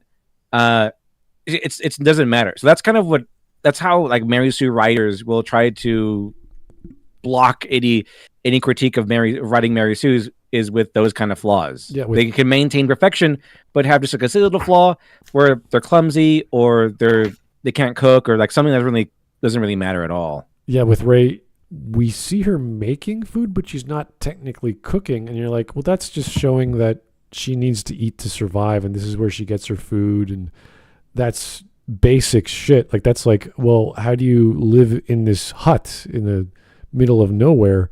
Okay, we'll have a scene where she eats like they did in episode 4 with Aunt Beru and Uncle Owen, and they're sitting down for making the table. It's like this. It's the same goddamn movie, right? But no, we have to have a scene with her eating. Oh, she's not a Mary Sue. She can't cook. Like, there's nothing to cook. It's an inflatable piece of bread because we're in Star Wars land and magic happens. You get water and blah, blah, blah. It's like, that's it. We don't have to worry about these little details. Just the fact that she has a life and she eats, and that's how she's alive. We don't need to know she's a gourmet or a 5-star chef. We don't need to know that. pointless. Had they just stuck with only the engineering line, it might have been acceptable. That would have solved a lot of problems. Like she can take apart electronics and because it's haptics. With that scene, for example, with the compressor bypass scene, the way she's instructed to act, and with this whole tech obsession, if it had only been that, she had come across as an autistic woman. And that would have been interesting. Oh, if she was working on a compressor while she was eating, and she was working on a compressor, and she knew what the hell I'm going to fix this compressor, and she's eating and making her bread, and she's drinking, and she's like a genius at it. And if she was working on the Millennium Falcon in the beginning, instead of scavenging, she was just working as a mechanic on the Millennium Falcon. Like, oh, okay, well then that makes sense. But yeah, if they played her like Ed from Cowboy Bebop, like, oh, okay, that makes sense. The super genius that just knows all kinds of computer shit. Yeah, that'd be great. Yeah, there's definitely like some social issues there. I mean, some social problems there, and there's definitely some drawbacks. Like she's been alone for so long that she's becomes a master of everything around her. That's something like that. And they did put the "I'm alone and lonely" kind of thing in there, so it would fit. Yeah. Jay Jameson says she should have had a collection of pet robots. Anything. Yeah, that'd be pretty cool. Like the girl with a bunch of marionettes. Well, and she just opens up her cloak what she wants to do. Sadly, that opens is... up her cloak. I mean, maybe she built BB. I don't know. I mean, I guess that couldn't fit with the plot. But if she just had an army of droids or something. Sadly, that is a symbol of a Mary Sue as well. She has like these custom built that she made herself things that just do her bidding, and they're all her pets, and they all love her. And Disney princess. It's like robotic birds. Whatever. There's because you're doing these things that no one else could do. It's like, okay, she's a genius. At least it makes some sense. But it's like these are elements of the Mary Sue, and I could reference that and show you. So it's like, it would at least be something. Look, Anakin somehow built C-3PO, so it rhymes. Yeah. It's like poetry. It rhymes. The little kid that could make a robot. That was also stupid. I don't know why he built this robot. And everyone I talk to who knows the definition and terminology, we argue about it, we think about it. Yeah, in episode 1, that was a Mary Sue. Not too high, but he was still a Mary Sue. We had a discussion on this. We're like, yeah, he's a Mary Sue. Yeah, I mentioned that Anakin was also Mary Sue. We came to that conclusion. As the movies went on, he became less and less, which is weird because you wanted the opposite because he becomes Darth Vader, so you want him to become stronger and stronger in that sort of super level power, but instead it's like no, he just grows up and he learns the Jedi way, and he has flaws. And it's like, oh, he's getting rid of that shit. And the third movie ends up being the best out of the bunch because of the one line of him disagreeing with the council and the Jedi way, and not the killing of Mace Windu, but the scene outside of the Jedi Council chambers. I was like, oh, finally, we've elevated the narrative to there's an actual political issue that the master and the student disagree on. And he's pissed off he's not a master and oh, good, finally, we got some reasoning here outside of I want to go kill my mother's sand people slaves because they're hurting my mommy. I guess we could say that since C-3PO was kind of like there's other C-3PO models out there. Yeah, I guess it could be like a Lego set that he got at one point. It's a kind of like building a droid like that. It's just kind of like a Lego set for boys. Yeah, but Star Wars. The thing with the child and he's got freaking ESP powers and he could predict the future as a kid. Like, holy shit, what the hell? He's looking at like when you do those ESP things in the university for whatever, like you're watching Ghostbusters and the guy gets electrocuted. It's like that sort of test, and his reflexes are incredible. He could fly those pod racers like nothing. It's like he could barely hold the damn thing. What are you talking about? He can't even see over the dashboard. He can't even. The helmet is too big for his face. He can't see anything. Then he blows up a starship just by spinning. I don't know. Yeah, it's a good trick. It's so dumb.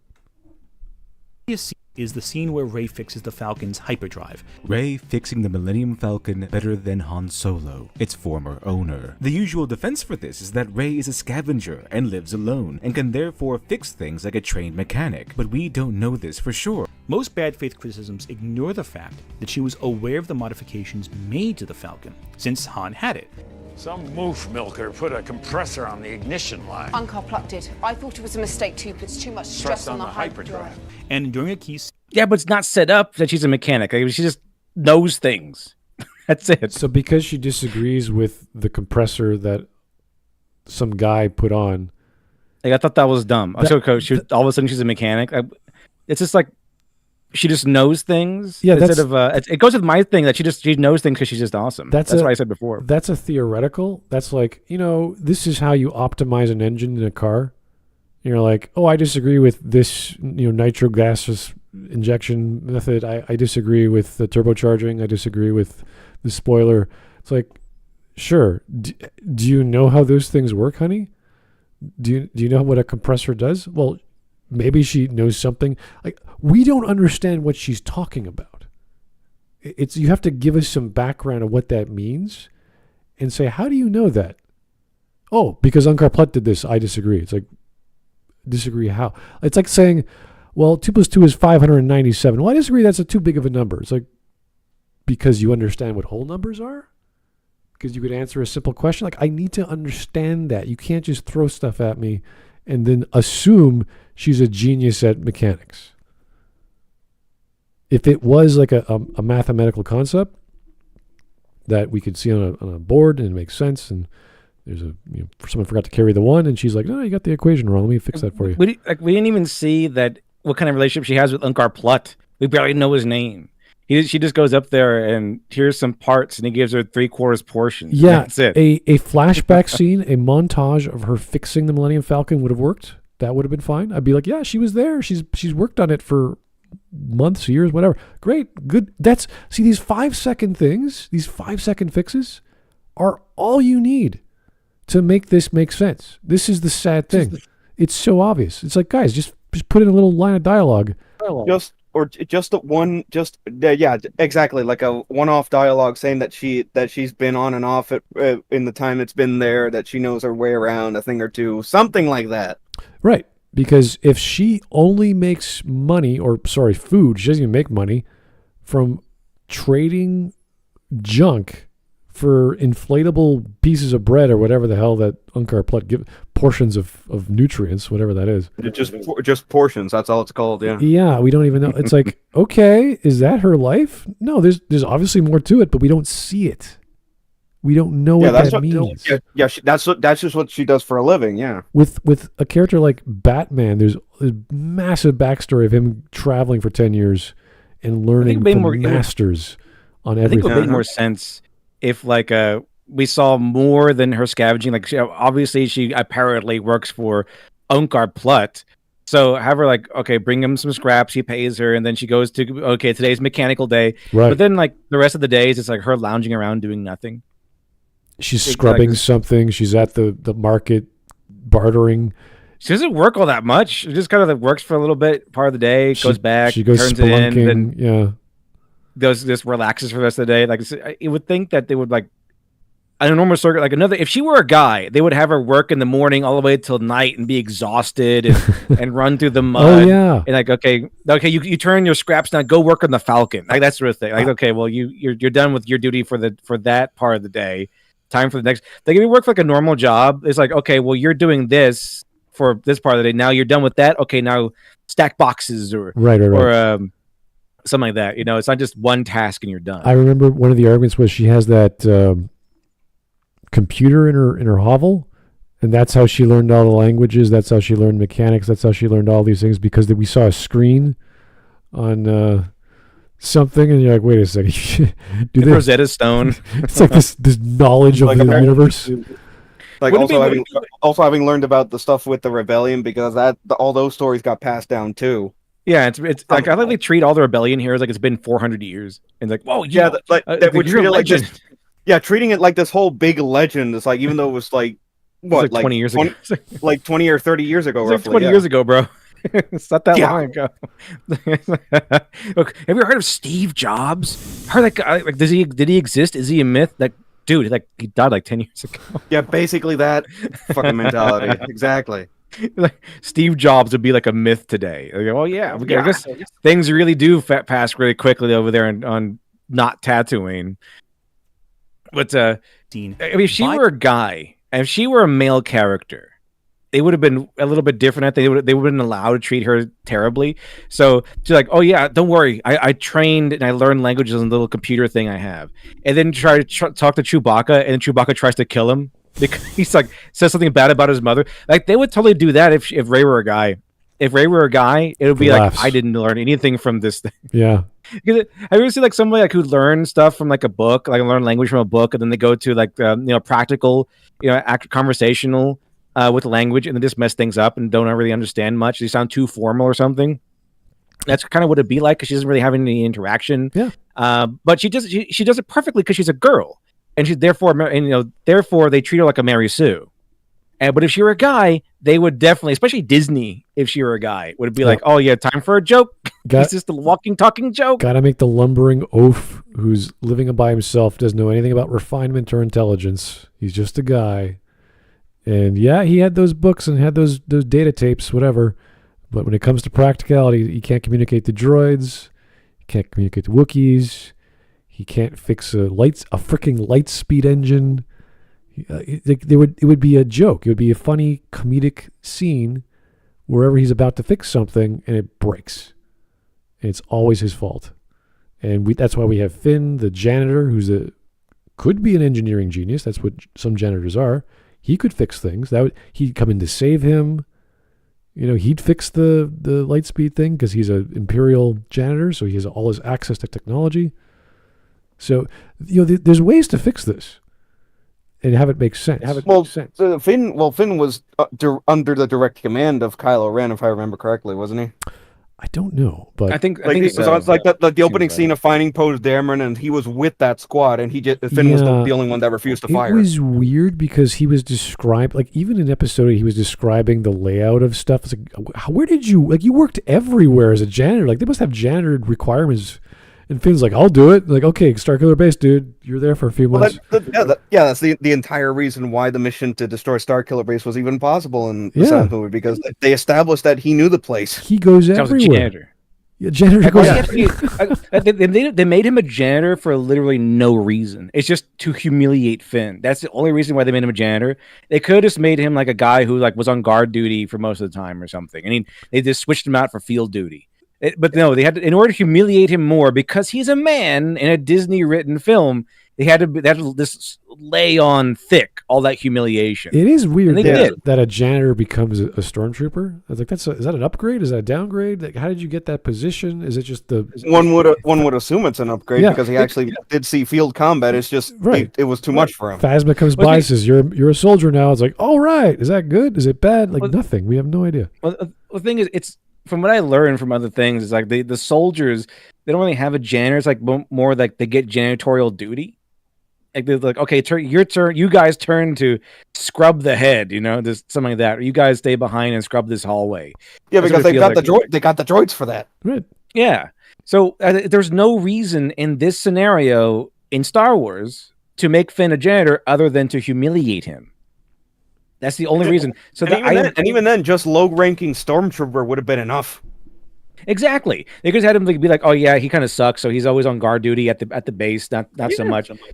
So the only reason they would make him a janitor is to humiliate him. So I know for a fact that if Ray were a guy, it would just be humiliation after humiliation after humiliation. He'd be like, "Oh yeah, I'm going to talk to Chewbacca real quick in Wookiee because I learned this in my little computer Rosetta Stone program I got," and then Chewbacca would try to kill him because he said something about his mother or something. Yeah, no. It's basically the Peter Parker treatment before he gets his powers. Yeah, that same general scenario. If you made Finn not a rebellious, but just one of those bad stormtroopers who's getting reassigned everywhere, and he just picks stuff up because he goes everywhere in the First Order, it would make a heck of a lot more sense. It's like, oh yeah, I used to work guard duty at Starkiller Base. Is like, you? Yeah, I know. They threw me around. And I got access to the shield generators. Like, you got access to the shield? Oh yeah. What the hell, dude? That there was a lot of potential for even something as basic as that, and not even. Yeah, and he ends up being this every guy who knows a little bit about everything, but he's not good at anything. So he just has knowledge in general. That'd be perfect, because he's so useless. He's not good at anything. Can't fight. can't shoot. He amazingly wins against Kylo Ren and gets his spine sliced. Has anyone seen Delicious in Dungeon? Yeah, of course. I've heard the name, but it'd be like the main character guy who's kind of an idiot, but he's so obsessed with monsters that he knows everything about every monster in the dungeon, including all the weaknesses and little trivia. So like, oh yeah, he's kind of an idiot and a moron, but they run into like these dangerous monsters and like they instantly know how to kill them because he knows how to defeat them. He knows how to trick them. He knows they're like where to stab them, everything. So kind of like that. Like he might be kind of an idiot, but he knows specific things to really a substantial extent. Yeah, he's more of a specialist. I always compare him to Maximus in the Fallout TV show because he's sort of an idiot, but they don't know what to do with that character. And every episode, he's either just dumb enough for what the scene needs, and he's just competent enough so that it's believable or somewhat believable that he doesn't die. And he jumps wildly between those two. And I don't even think the actor knows what he's doing. And there's even lines that I just listened to episode 5 where I don't even know what he said. I had to turn on subtitles. Like, that's not a word. Like, this whole sentence was like, blah, blah. And you're like, that was the best take. So I think they really dropped the ball with that character. And the best comparison was it's like Finn all over again. Anyway. It's kind of like the Dolph Lundgren's character in Expendables, where he's like, they keep him like a doofus, an idiot, but then he'll just put on like this high-tech engineering equation on a napkin or something. Or put together a bomb because in real life, Dolph Lundgren is a genius. That was the joke that Sylvester Stallone was making about him when he met him in, was it Rocky 2 or Rocky 3? I think it's Rocky 3. Yeah, and he's like, 4. He talked about him recently, actually. He said, like, this guy is tall, gorgeous, intelligent, has the beautiful, like everything about him is amazing. I was so jealous. This is Sylvester Stallone. He's like, oh shit, really? Okay. He's got like the body of Arnold Schwarzenegger and the mind of Einstein. But he never went anywhere with his career. He's so amazing. Like, everything about him is perfect. Like, holy shit. Anyway, that was a rant. We're at 20 minutes. We could take a break, or we could. I don't know, guys. You want to keep going till 24? I would say, yeah, we can cut it right at the halfway point. That's, I think, like in the actual video, that's where I think the times. Yeah, one of the chapters in the video timeline is right at the halfway point. Okay, so that'd be a good place. Yeah, let's do it. Scene passes a modification made after Han lost the Falcon that made the Falcon function worse. I bypassed the compressor. And once more, the movie had the perfect opportunity for a setup and missed it entirely. Some moof milker put a compressor on the ignition line. But we don't know this for. That's not the setup. How do you think that's a setup? That would be a payoff for the setup, not the setup itself. Like her dropping knowledge that she knows about technology and ships, that would be a payoff for the setup, not the setup. The setup would be showing her like working on stuff. Yeah, working like trying to narrow it down the issue. Yeah, at least something like that. Okay, this guy is zero media. He has level 0 media literacy. Okay, I've clocked it.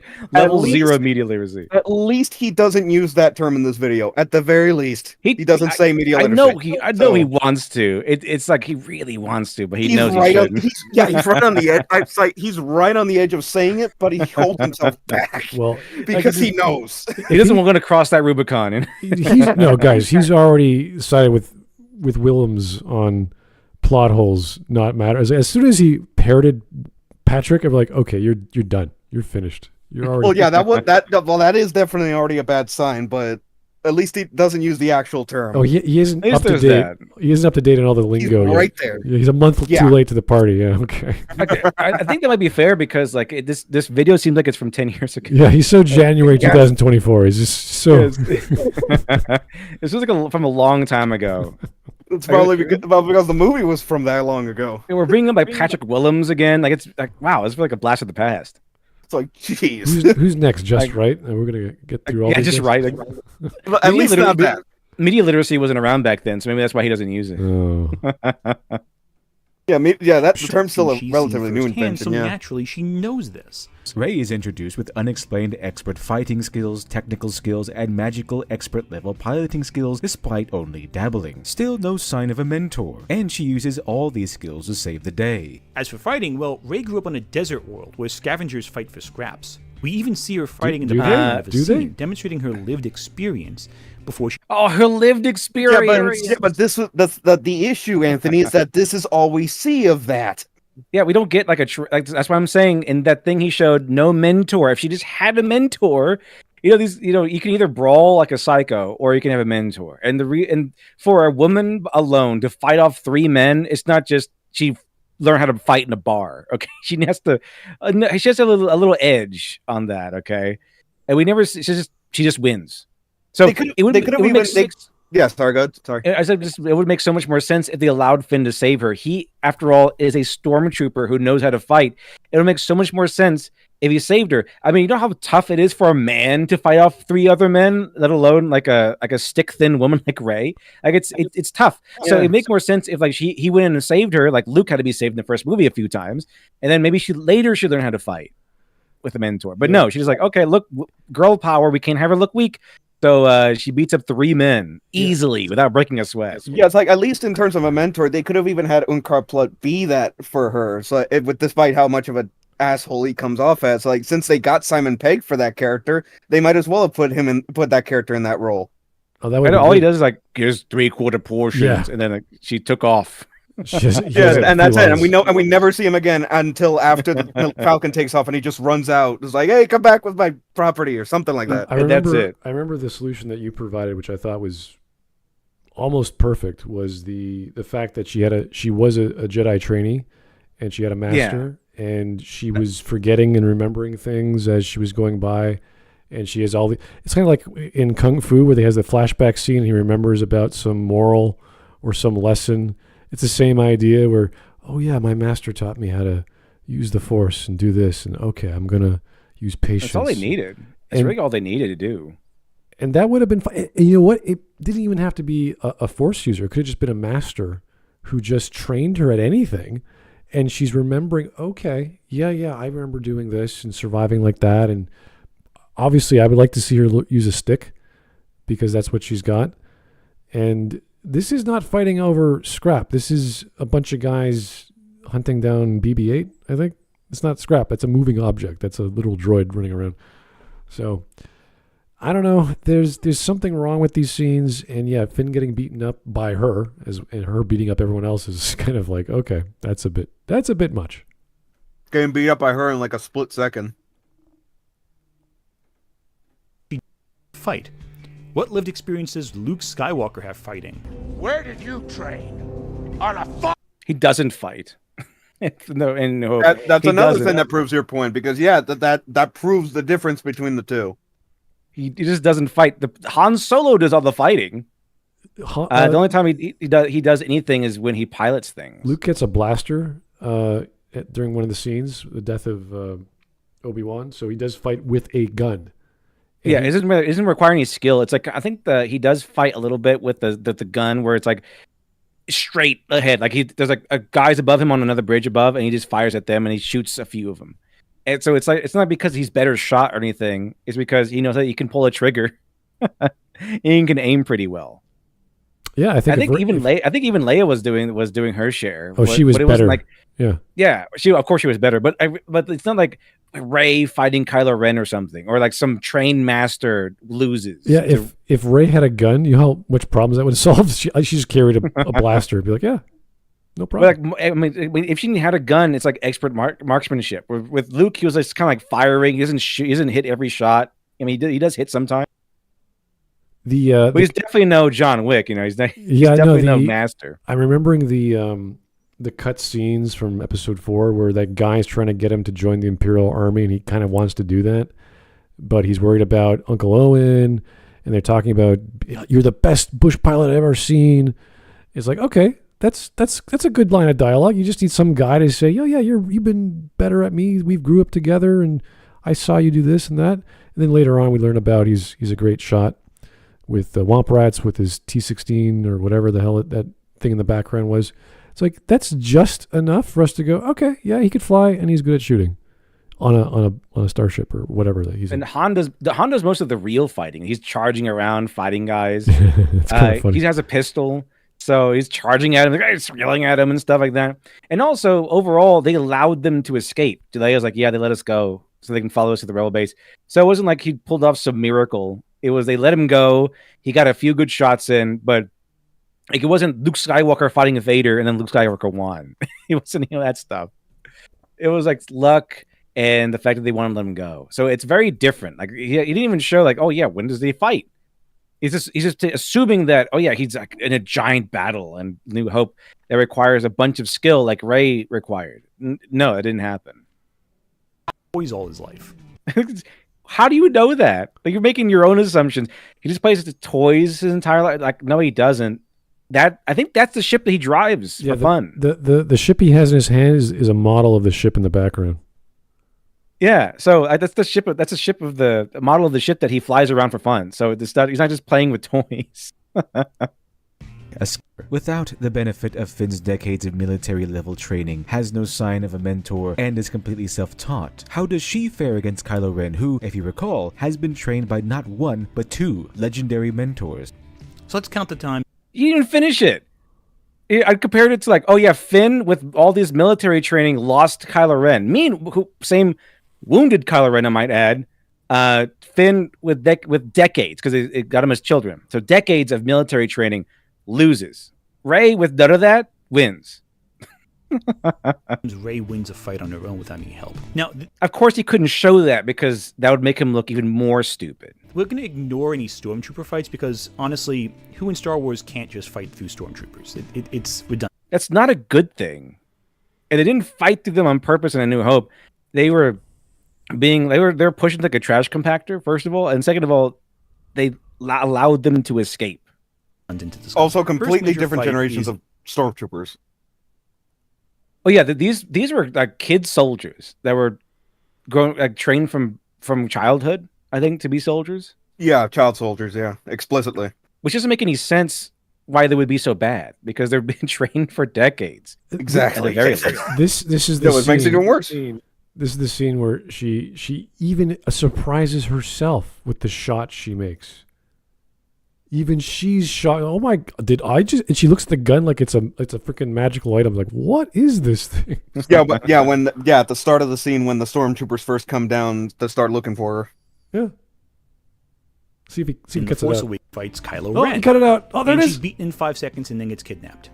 Later, she fights Kylo Ren again, and Kylo Ren at this point has had a hole blasted in him by Chewie. Here we go. Excuses. Let me, Milady Rey, let me go ahead and defend you, Milady. I shall defend thy honor. I was just about to say, like, that injury is just the excuse shield that defenders of this hide behind, just to claim that justifies Rey's victory. Yes. You know, there's a rule that if you have a contrivance that gets a person gets the hero in the trouble, you can accept that. Like some mistake happens, some mishap. But if it's a contrivance to get them out of trouble, it's usually a Deus Ex Machina. Don't really want that. And so this is like, okay, we're going to injure Kylo Ren. It should have been the other way. It should have been Kylo Ren was dominating. He's completely in full health. Rey is hobbling along injured, and she uses her training that she didn't get. But like, you know, for example, if she had training or something like that, then something about her managed to win the day. One of the some tenacity. One of the arguments I think, I don't know if you made or others have made, was that because he's Sith, he gets stronger based off emotion. So all that pain, he's angrier. He's angry. He's in pain. That makes the force powers in him grow. So if anything, obviously he's hobbling a bit, but he's not dying. So whatever cauterized the wound, who knows? He's still fighting, and he's fighting Finn, and he defeats Finn essentially. He gets nicked by Finn, which is fair because it's freaking. Because Finn has like decades of military training, so I could see him being okay with. Because they also have melee weapons. We saw this one guy with a cattle prod. And that also, and also not being the first time Finn had used the lightsaber in this fucking movie. Yeah, exactly. When he went up against Kylo Ren. So it makes sense that that Finn would maybe hold his own against Kylo Ren for a little bit. Maybe not win, but you know he's going to be the best in the group on being able to fight head to head with Kylo Ren. But then he loses, and then Rey just wins. That doesn't make any sense at all. Mary Sue. Mary Sue! And Finn. And that fight ends with the planet breaking apart. Jeez, like whatever it takes so Ray doesn't have to work for anything. Whatever it takes, bro. Just this scene alone. That beautiful scene of them holding each other's wrists. It's like, you don't think Adam Driver would just crush her wrists, just like snap? Like, why didn't you use force powers? He should have dominated the entire time. He could have just snapped her legs and it's like game over. I was like, who cares? Like I can force choke you any part of your body. This would be a good time for Ray to lose an arm, and then someone comes in, or Han Solo comes in to save her. Yeah, that would be way better. Luke would have been awesome. He comes because remember when that line, he was doing that first interview he did on the couch, and he was reading the script. He's like, oh, and the lightsaber goes flying across the room. He's like, oh, yeah, it's like before they started filming, it's like I'm automatically assumed that this was going to be his scene. Yeah, and it's like it should have been Luke Skywalker coming in and like he saved the day, and then boom, next movie we get the training that should have been in the first movie. I would fantastic. I would have loved to see Luke just at this moment, and then he disappears. You're like, where'd he go? How did he escape? Oh my god! And then whatever you want to do with Luke after that, because he's a hero. And that's how we remember him. He's old man Luke, and he's doing his own thing. Well, he's the hero of the rebellion, even more so. That would have been a great cliffhanger. Like Rey loses an arm, she's almost dead. Kylo Ren's about to slay her, like he should have. And then Luke Skywalker comes in, saves the day, saves Rey, and brings her back to his and Kylo his pimp mansion. And Kylo just loses his mind because it's Luke again. He's oh my god! Kylo could be like sees Luke and goes like he just gets stunned for a little bit, and that gives him enough time to get beaten by Luke, and they all escape and stuff like that. And so that would have been cool. That we Luke is back. He's the next movie is going to have Rey and Luke, and maybe he's going to train her. It would have been such a great, awesome hype of a cliffhanger. But no, it's like, okay, well, Rey wins and they just leave. And it would have been a fun thing of the reluctant trainer. Like he's like a master. He's like, I don't believe you're strong enough. He's just testing her to see if she's good, as opposed to Luke just saying no all the time. Because it was so stupid in 8, where he's just this lonely. Him being reluctant to train her could have still worked without him being so disenfranchised from the Jedi Order, nihilistic and just depressed. And you're like, okay, this is it could have still that aspect of what they tried to do could have still worked without him having that attitude. Yeah, and it's like whenever you see these masters in animes or whatever show you want to pull these guys who teach the kids how to fight, and they're just like flicking their fingers and they're like flying them across the wall. Like, do something fun with that. Have Mark ham it up if he wants, but give us something of Luke just being a dick for a bit, like he's acting, but he's really trying to teach her.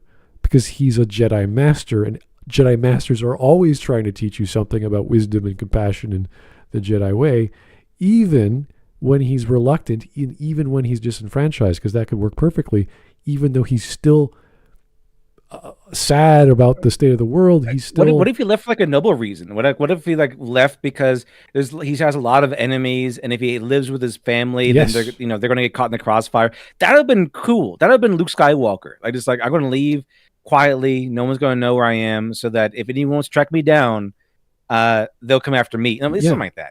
That's that train of life. As generic as that idea sounds, it's like in Star Wars, it could have given that a much grander scope at the very least. Yeah. And the weirdness about Rey's visions, like she knows what the saber means. She knows that Darth Vader is, I don't know, Luke's dad, and she's like, "Oh, that's why you left." He's like, "What do you mean?" Like give it that same thing as the stories about the rebellion, that all those stories from the Galactic Civil War got passed down. She managed to learn about it somehow. She knows this, that, and the other thing, and she understands. And it's this weird connection that she can't explain. And Luke's like, "Oh crap, I gotta train this girl because she's strong in the Force, and I don't know what this means." And this whole new, what does it mean to be strong in the Force? What, and tone her down, like make it. Oh, so you're just sensitive, and that's like, yeah. That's all it was. She was just didn't know what was going on. And then if you want to bring up the Palpatine nonsense, maybe that could work somehow, but who the hell knows? These things could work out in a much... Every time we talk about these films, our brain just goes, this could have been done like 12 different ways better. And we're I was going to say, not to mention the extra layer of Luke having skipped out on the rest of his training in Empire, and him having to deal with that for the rest of the story after that. Which implies that you do not skip your training unless bad things are going to happen, which would have been a great lesson for her to learn. And he going, oh yeah, I've been there. I know what you're doing wrong. I lost friends that way. I lost an arm that way. This could have gone in so many directions. Yeah, it was so simple. You just look at the theme of the first one, you go, okay, let's do that. And JJ goes, let's not. Anyway. Always our brain just goes to happier places. This is how we cope with these issues. All right, minute and a half. Here we go. So it's not a definitive win, but she was winning against a guy who had fought, was tired, and had a giant hole in his stomach. That's just excuses. It's pretty definitive. Like, she would have just killed him if she were really out for blood. She could have just killed him there. Like, she just knocked him down. Yeah, she scored, I think, 4 or 5 hits on him when he scored 0. He was pushing her back, but that was it. That was it. She's blocking every single one of his blows. Yeah. When like a trained guy, if you in real life, probably, in a sword fight, probably would have like at least cut her a few times, if not just outright killed her. Also, the next one, she just ramps that up by just kicking the ass of Luke Skywalker. Yeah. Next one. It's she's like, Luke Skywalker's like, no, don't go, or something like that. It's like, or whatever. And then she just beats him up. The only real argument I see was that he wanted to train her, and he's trying to convince her. And it's like, okay, maybe he's going soft on her to see what she has to say, but then she's like, the Force, and then it's like she got a power up in Super Mario, and she's just like wailing on him. And you're like, 5 hits? You scored 5 hits on this guy who was just going easy on you, and he's not. Yeah, the lightsaber was basically the star bouncing towards her. She got it. Skywalker was just knew she was a Mary Sue, didn't want to mess with it. Like, you're really awesome, so I don't have to train you. Yeah. Yeah, sure. I know she didn't talk about the jail scene where she just persuades everyone. It just dominates this guy's mind. So people have said, what if it's not that hard? When have they ever established it's hard to dominate minds? Like, that's usually like a pretty high up skill to dominate people's minds. Yes, JB007. It's like a pretty advanced technique. I don't see like, okay, on the first day of Jedi training, we're gonna learn how to snap necks and break minds.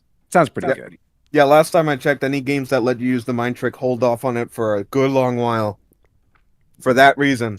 It's like I saw this critic named SS Debris, and he was covering a training session in Star Trek where they're teaching how to use psychic powers, and they start off with pyrokinesis.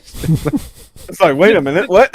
Like, wait a minute, and she almost goes out of control because, of course, that's the first thing they teach her. It is like that's like going into a karate dojo on the first day to teach her to snap necks. Like, what are you doing? It's like, what the fuck? All right. Then in The Last Jedi, she fights Snoke and gets swung around like a ragdoll. Then she teams up with Kylo Ren against the Praetorian Guard, and again, only wins with Kylo's help. Then they force struggle over a lightsaber. And very good video editing. And stupid choreography. And stupid fights. That was the worst fight scene in all of Star Wars. This guy's like, oh, she only won because of Kylo. It's like, did you see her force kick 3 guys? Yeah, she kicked the air and they all fell down. And the other guy was just spinning around waiting for her cue. Oh, not her cue, waiting for her to attack so he would defend himself. I still remember that you guys covered this damn fight with Shad way back at the start of this podcast. That was because someone was attacking Shad's video. We brought him on and he was like, there's nothing to say. It's just he didn't say much and Shad was like, yeah, this is stupid. The fight speaks for itself. Yeah, he didn't do we didn't know what to expect, and we were sort of like sorry. We were apologizing to Shad for bringing him on because there was nothing to talk about because it was such a dumb video. Just dumb. Oh, Saber and neither win. Rey doesn't get an unambiguous victory on her own until Rise of Skywalker, where she manages to land a serious blow on Kylo Ren. She landed 5 blows on him in episode 7. Why does it have to be a death blow? Which doesn't even work. Like, what does this guy mean by, if I hit you with the lightsaber, I've won. I might have nicked you, but that's a hit. I don't care if it's fencing rules. You're gonna melt. You're gonna lose an arm or whatever. She did it 5 times to Kylo in episode 7.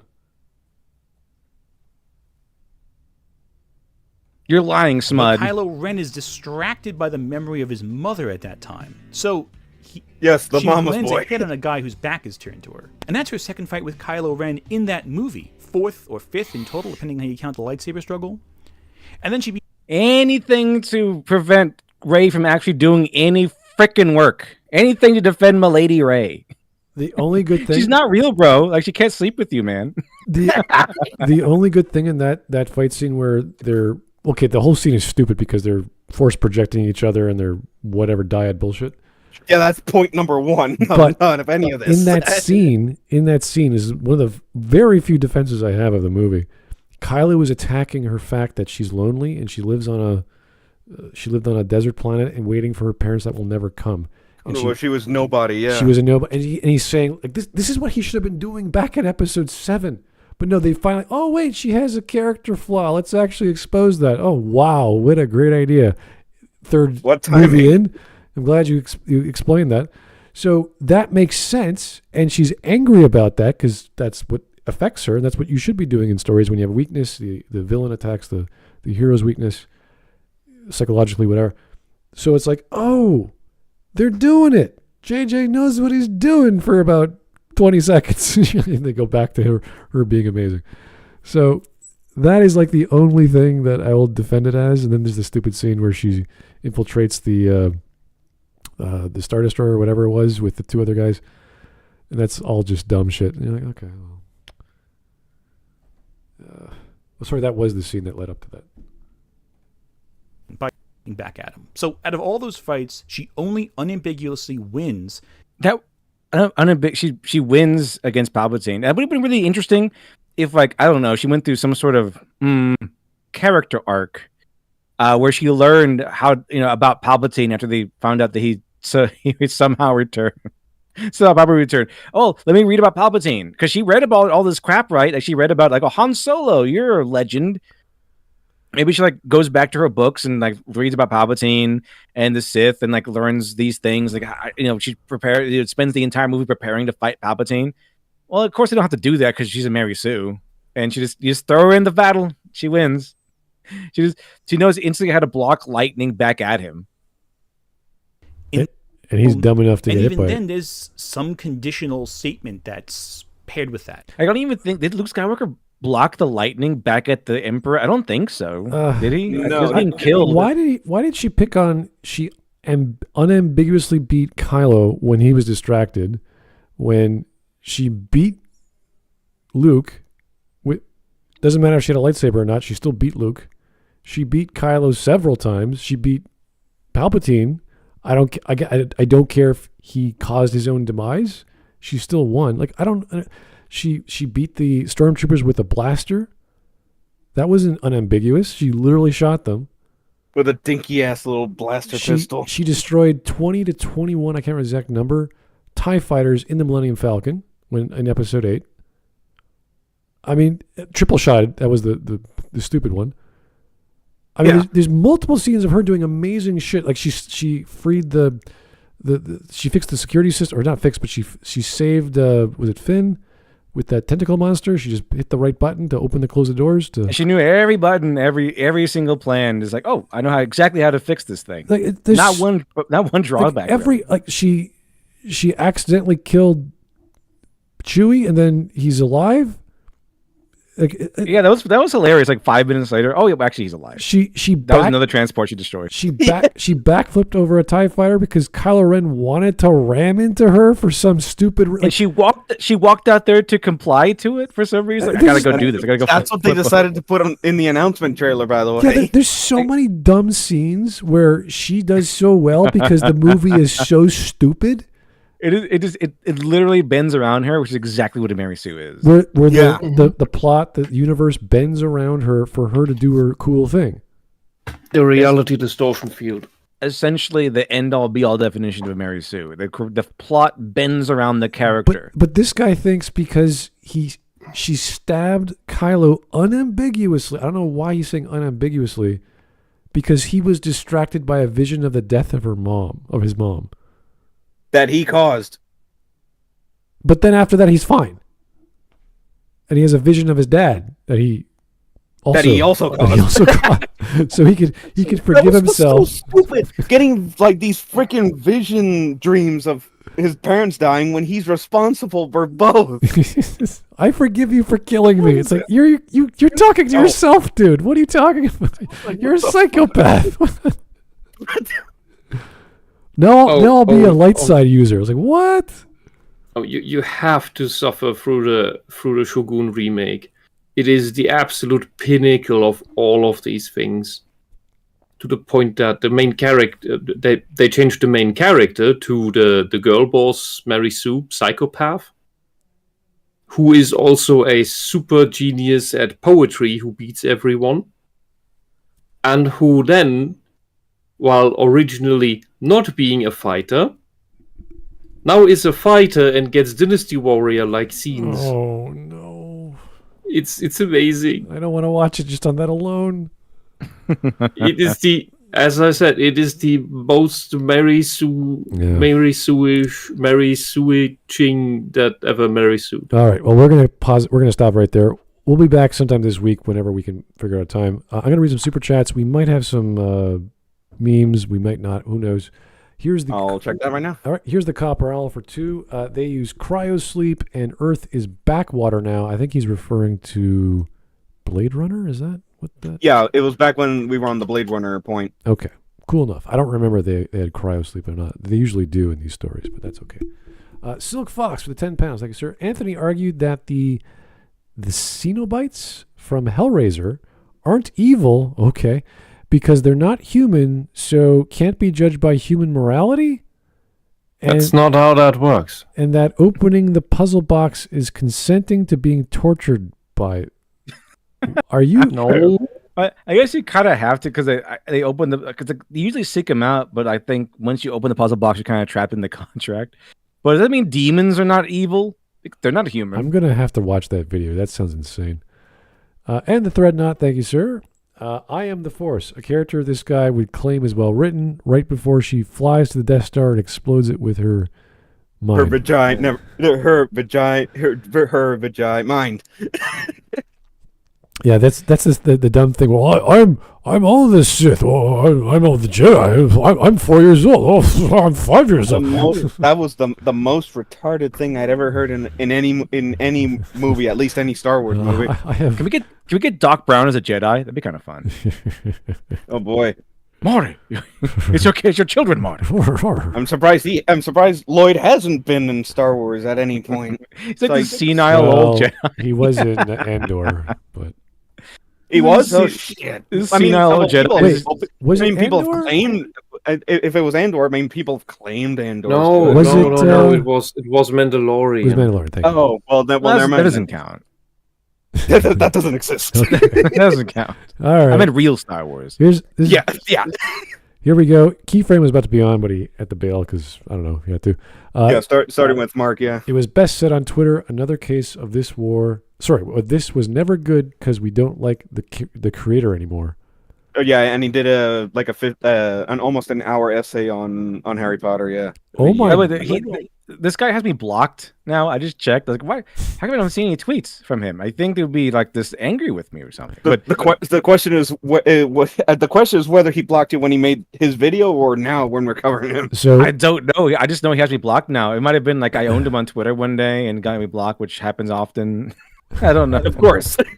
So yeah, this is a guy who's, I don't know how deep he is in the woke rabbit hole, but if you're explaining for 50 minutes that Harry Potter was never good, and we go back 20 years and we see the phenomenon that was Harry Potter, very similar to the phenomenon that was Star Wars, and you're going to tell me those films and those books aren't good? You better the films sound good. You better have a pretty big brain. You better have a damn good argument. That is. I had to sit through the movies. I did not want to watch them. There are many that are not bearable. I'm not saying. Silk Foxes might have been like he might have blocked me through my defense of Rorschach, which like the whole world came after me for. And you know how many people I blocked? None. Zero. There's 0 people I blocked. And I didn't go into protective mode or anything. This guy's just blocking everybody.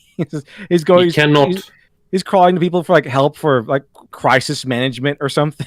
All right. He cannot block me. He does not have the power to block me. I don't know what this is referring to. I'm assuming it's LitDev. The term guilt by association exists for a reason. All of this talk shows that Mahler just wants to avoid taking responsibility for the harmful rhetoric he is directly supporting. I'd love to know what harmful rhetoric... I guess is he going after Mahler in this one? Yeah, he wants his cake and to eat it without being told the calorie count. What kind of a frickin' analogy is that, sir? What are you talking about? That's what we all want in the end, isn't it? We just want to eat our cake and not have to worry about the calories. What human person who goes to a cake shop, who knows what they want a Sachertorte or something delicious. That's why you go to a cake shop. You don't go to a cake shop to buy unglutenized bread or whatever bullshit. Who the hell cares about calories? At a bakery. Do you know what bakeries are for? They're putting sugary, fluffy things in your mouth and making you happy. Oh god! Now look at these other tweets that Anthony replied to right here, same place. Hey, you remember the music video "Coming for Your Children" and most of the dudes are sex offenders on the registry? I remember. And he says, "Who cares?" Who cares? Fucking sympathizer. The children care. The parents care. The community cares. The parents care, and we care about the children. The so legal therefore, system, screw the cops, people in general. Let's see, we got here. You blamed a guy for his own suicide, you utter effing scumbag. Oh my god. Piscor? Oh, was it Piscor? Suicide. The name sounds familiar. Oh, it was Piscor. He defended those assholes who pushed Piscor to suicide? Seems like it, yeah. What a jerk. Like, that guy was obviously pushed into it. He named them in his suicide note. Yeah. He will not tolerate victim blaming. He's blaming the victim. Wasn't that just... Oh, God. He's blaming the victim. I'm blaming Piscor. He was the one getting canceled. He was the one being like, "This, okay, no one's working for." He got his gallery canceled. He got it his partner broke up with him over that he was doing his show with. Like the media went to his parents' house immediately. Like his whole life was being torn down like overnight. Like I think it was only like a couple of days after he was starting to get canceled before he killed himself. This is a response. Suicide tends to be something you do to yourself. Duh. Someone else didn't do it. Are you trying to tell me suicide exists in a vacuum, sir? No. That is just evil. Piscor named the people that drove him to suicide. Like, okay, no guilt to going after this guy's stupid video. I don't think he's ever consoled a child before. I don't think he's ever talked to someone crying before. What kind of sheltered life does this gentleman have with his wife? What you just read, that is evil. That is somebody who drove somebody to suicide actively, who has no conscience. Okay, there's one thing to have compassion for the trans community and all these people who can't get their willies wet or whatever the hell their problem is. I don't even know. But to belittle a suicide victim? And to actively say that no one else was involved when other people were in fact involved. Yeah, if Vosh, they like it. If Vosh committed suicide, I'd be like, holy shit, that's horrible. Yeah, he's a weirdo and he's got some perversions, but what the hell happened there? Like whatever. Taking your life is not necessarily a choice. It's something you're driven to. It's a drive. It's like it's a feeling as like you are on the highway.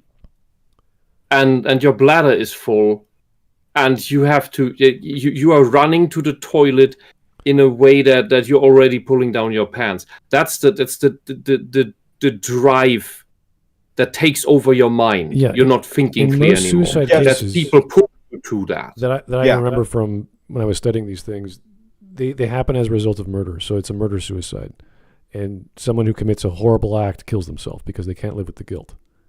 Yeah, but it's what narcissists and psychopaths, lots of borderliners, which are in that spectrum, do to their targets, their victims of psychological abuse, is that they actively drive them to suicide. So yes, suicide is something others can do to you.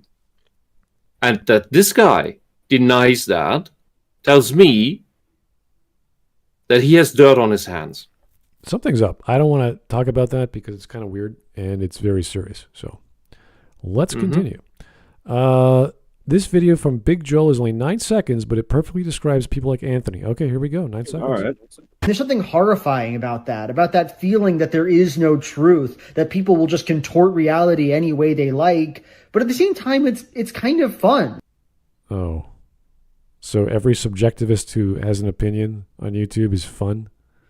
Because they can say they could write fiction that they're doing it for the hell of it, manipulating the information. Oh, there's more. They're just gaslighters. They're malicious. They're gaslighters, and that is what can drive people to suicide. Gaslighting is the strongest, worst, most harmful psychological weapon there is. Oh my god. I literally wrote an article once about how painfully relatable I thought Misato is. Ha ha. Misato from Neon Genesis? Is that Jesus? What the fuck? Pseudo parentage, maybe? Was his avatar drawn by Noralities? Oh, it looks like it, right? I thought I was the only one that saw it that way. It eerily fits with that line. Well, it's so yeah. Now that I'm looking at it here, it's so close. They got the white outline screwed up on the inside part of the. They used the Photoshop and they didn't use the proper magic tool. They got better. They screwed up the whiteout. Anyway. Oh God, what else we got from this guy? Look, I'm just saying, if you need to insist this much, a canonically trans character isn't trans after the creator confirms she is trans, even citing quotes that are no longer relevant. I'm just saying, why do you feel a need to insist? Oh, this is the Guilty Gear thing? Yes. I was like, this guy. Yeah, all these lines could have been written by Noralities, and this guy, you confiscate his computer, he'll go to jail. Video essays on YouTube starter pack, philosophy for dummies, beginning film studies, Mubi and Netflix, IMDb top 250. Mad Max Fury Road. Christopher Nolan, I think. Yeah.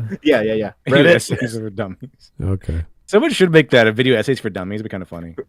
Who's There's Fellini? all this stuff in there. A book on Hume is in there or something. Who is Fellini? I mean, who is Fellini? The fuck is that supposed to mean? Oh God! So I'm not going to read all this, but this is basically a bunch of sentences that you could fill in the blanks with. That might be a title. The video essay titles. Yeah. Yep. How Wally scares us. Hegelian I should make a video called. I should make a video how turning red scares us or something. Here we go. Oh, point of view. Make the rich pay. Right. I'm gonna download this. I'm gonna save that. That's Ethan Klein, Hassan. Is that Vosh? That's Vosh. You're about to hear the worst take of your life. That guy. I don't know who the last one is. Who's that? I don't know. Who knows? Leave alone the multi-million-dollar company. Is that a younger photo of him, or is that a different haircut? It might be Anthony. Yeah, I think that is Anthony. Probably. His nose looks like a dick. Propane has a face? Propane? As in petroleum or propane gas? The gas, yeah. The gas cans. And you must make a friend of propane. Propane and propane accessories are truly your friends. If not, they are enemies to be feared. What the hell am I reading? It's a joke from King of the Hill, and King of the Hill honestly still holds up. Oh, he's a propane seller. Is that the joke? Yeah, that's the whole joke. It's like I'm Hank Hill. I sell propane and propane accessories. That's the whole joke. Okay. Yeah, that's the joke. All right. It's a really good show. The 20-something-year-old thinkers. Let's not go through that. My face watching Anthony call LitDev and others grifters with no evidence, and then glaze Sarkeesian. Did he glaze Sarkeesian yet? That is in the second half of the video. It's later on. Yeah. Oh, okay. An actual dictionary definition of a grifter. That is the guy in the wheelchair. Is that Madoff? Who is that? I don't know who that is. That's Joseph Goebbels. It's go. Oh, jeez. Just when I think you've said this. Yeah. Okay. Yeah. Okay. Literally any conventionally attractive woman ever, and then what? Dinner. Porn is free. Dinner. I mean, yes, I would like to take her out to dinner. I've seen bruh moments you people wouldn't believe. Yeah, everyone makes this damn reference to the film. The film's gigantic, and there's always this one scene. Oh, it's so beautiful. Remind me when in the film is that scene? Like what, at the end ending. Or something? It's like right there. In the ending. Oh, okay, thank you. Watch the last 10 minutes. You'll see it. Like tears in the rain, Scoob. Officer K, lonely. His GF is a hologram. Gets decked the hell out by an old man. Was created by Jared Leto. Is a minority. Rick Deckard doesn't believe in replicant consent. Literally changed science by becoming the first man to have a child with a replicant. Best Blade Runner in the business. Brooke can't even retire in peace because the others suck at their job. That's good. Really? I've never seen the sequels. I don't know what the relationship is, but I do know he meets Deckard. So. And that was sweet. Oh no. Due to funeral arrangements, I won't be able to stream until Thursday. I will probably aim to discuss the controversy in reaction to my last video essay. Oh God. After that, on Friday, I will be dropping the first of this month's Pride projects. Oh no. What the hell's a Pride project? Rather than watch the EFAP video about me, I spent time editing my videos so that I am now very ahead of schedule. I'm still waiting for my DSLR. That will be a huge technical improvement for the channel. What, you're going to film yourself? Wow, what an improvement. For his Pride project, probably about justifying why he thinks with children. Oh, God. I want to thank everyone who reached out this weekend regarding the controversy and want to offer special thanks. Here we go. Oh, God. Special thanks. Pillar of Garbage and Jesse Gender Discord communities. Those two freaks. As well as the Saltier Than Crate on is crisis manager. I want to thank everyone on Twitter who I spoke to. This weekend proves I'm now someone whose words carry weight. No, you're just a big voice that's saying stupid shit, and we're trying to figure... The 5 people he didn't block? They mentioned on EFAP, like, oh, he's trying to cope by saying, I got an EFAP, that means I'm important. It's like, kind of like that whole thing where you're still talking about Last Jedi, so therefore it must have been a good film. I hope to continue to produce quality content that informs and entertains. Yeah, you really entertain us. Like, my special thanks to those two would be a firecracker on their chair. Fucking hell. It's crisis managers. Yeah, Wisp was asleep there. We had a joke about Wisp. Critics when they do their job. Yeah, okay. Me when I criticize bad movies, you lie. You lie. This is his photo. You must be younger in there. Bad media criticism when you disagree with me. Yeah, that's essentially it. He defined whatever. That's what they do. I can't believe he's smirking and like, smirk alert, smirk alert. Yeah, that whole part of it was just projecting his own shit, the shit of his ilk. Like even EFAP was like going, he fits the like smirk soy boy meme. The smirking soy jack meme. You're the CinemaSins factory. There we go. That's us. That's all the people he covers in the video. You guys are liars and cinema clones. How? Because I said so. Because I said so. With the power of flex tape. I love this. I think my brain just committed suicide. Listening is hard. It's, every time we try to point out the bias of these people, they don't care. It's like you want to be clear. You want to be right. Everyone wants to be right. It's like, how do you get there? You got to listen. You got to disregard your biases. You got to say, what's in front of my face? What am I paying attention to? Yeah, the thread from the other video is proof enough of that with Anthony. Ray badly I can't unsee his nose. It's horrible. Character she is, Mary Sue she is. Okay. Thank you, Yoda. Yeah, Mary Sue. Yeah. Oh, yeah. Palpatine, what could be worse than one lightsaber? Oh, I know. Two lightsabers. So basically, the idea from all the way back in 1999. Sure. No, Patrick, no. Yep.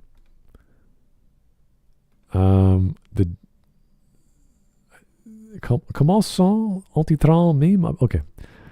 Oh, that was French for a second. Comment some anti-trans meme below. I need some more. Le 40% suicide rate has arrived. That's not nice. And what the fuck? There are more than two genders. Me when she asked me what I want to eat for dinner, and I actually decide. What? No, that is not how any of that works. This is fetishist propaganda of nonsense people who will never get a diagnosis if going through the actual process. They have Münchhausen syndrome at best. Oh God, let's just skip. Yeah, this one has been going around. Oh my God, Bethesda ANZ, Bethesda Middle East, Bethesda France, Bethesda Brazil. Yeah, Bethesda Middle East is like, what the? Not just Bethesda. All these companies have a Middle East account. The Middle East is like nothing. Nope. Middle East is normal. Liberty, guns, beer, and Trump. There you go. There's the LGBT. Yeah. I think if they want to bring back that term to make some sense, that's a great way to repurpose it. Just don't ask Canada because we have Two-Spirit in front of ours. Two-Spirit. I don't know what that means. Made up in the 90s by a white man. Yeah. Straight pride. It's natural. It's worked for thousands of years, and you can make babies. Yeah. Yes, I'm proud of the LGBT community. Large swords. Gorgeous swords. Big swords. 3 swords. 3 swords. They're cousins. It's the same. The style is very close. That's what I said earlier. Yeah. Those work together. I don't mind if he has bad takes. I mind that they're politically background because he's just all the others. There's no difference between him and Noralities now. Just give it time. Everybody's a critic. I'm telling you, these people don't have personalities. They're stuck on 3 years old. Everybody's a critic. You won't be hearing from me anymore. And a repeat of this is a double post, and then the next one. Lesbian represent a French Revolution with a guillotine weapon as an antagonist is objectively cool. What the fuck? I don't think that's objectively cool. I think that's weird, and I don't know what it's referring to, so I can't say what it's about. What is that even from? Yeah, I don't. Is it just a statuette? Okay, French are weird. We'll go with that. Yeah. French are weird. That's common. That's a globally known phenomenon. We accept it. Steven Universe has the first same-sex wedding in cartoon history. No. On Gravity Falls, he's wearing his penny thing. The penny pinching thing. That was actually funny, though. That was hilarious. Yes, Mr. Sherman. Everything stinks. Oh, that's from the 90s. What the hell is that called again? The Critic? The Critic. No, I just realized the Ruby Sapphire wedding in Steven Universe is basically Garnet marrying herself. So it's an Anita Sarkeesian reference. It's self-fellatio, I guess. Didn't Hermione do that? Emma Watson? She married herself, I think. What? What? She either married herself or said she was dating herself. Oh. What? Still weird. Peak narcissism. All right. Well, we're going to be back sometime this week. Hopefully we have some time. We'll figure out a schedule for you guys. That was almost 4 hours. Actually, that was 4 hours. Holy shit. Yeah. I mean, we do this back in the day. Dev myself, we would be here for, a few days. But we're busy. We got lives now. We're older. So we got to space it out. Yes. Anyway. I got a project coming down the line. June 6th. Well, hopefully we'll be done or we'll have that next video before. Maybe the weekend. I don't know. You guys are busy. But we'll find out. Anyway, thank you guys so much. Have yourself a great evening. We'll talk to you soon. Good night. Have a good night.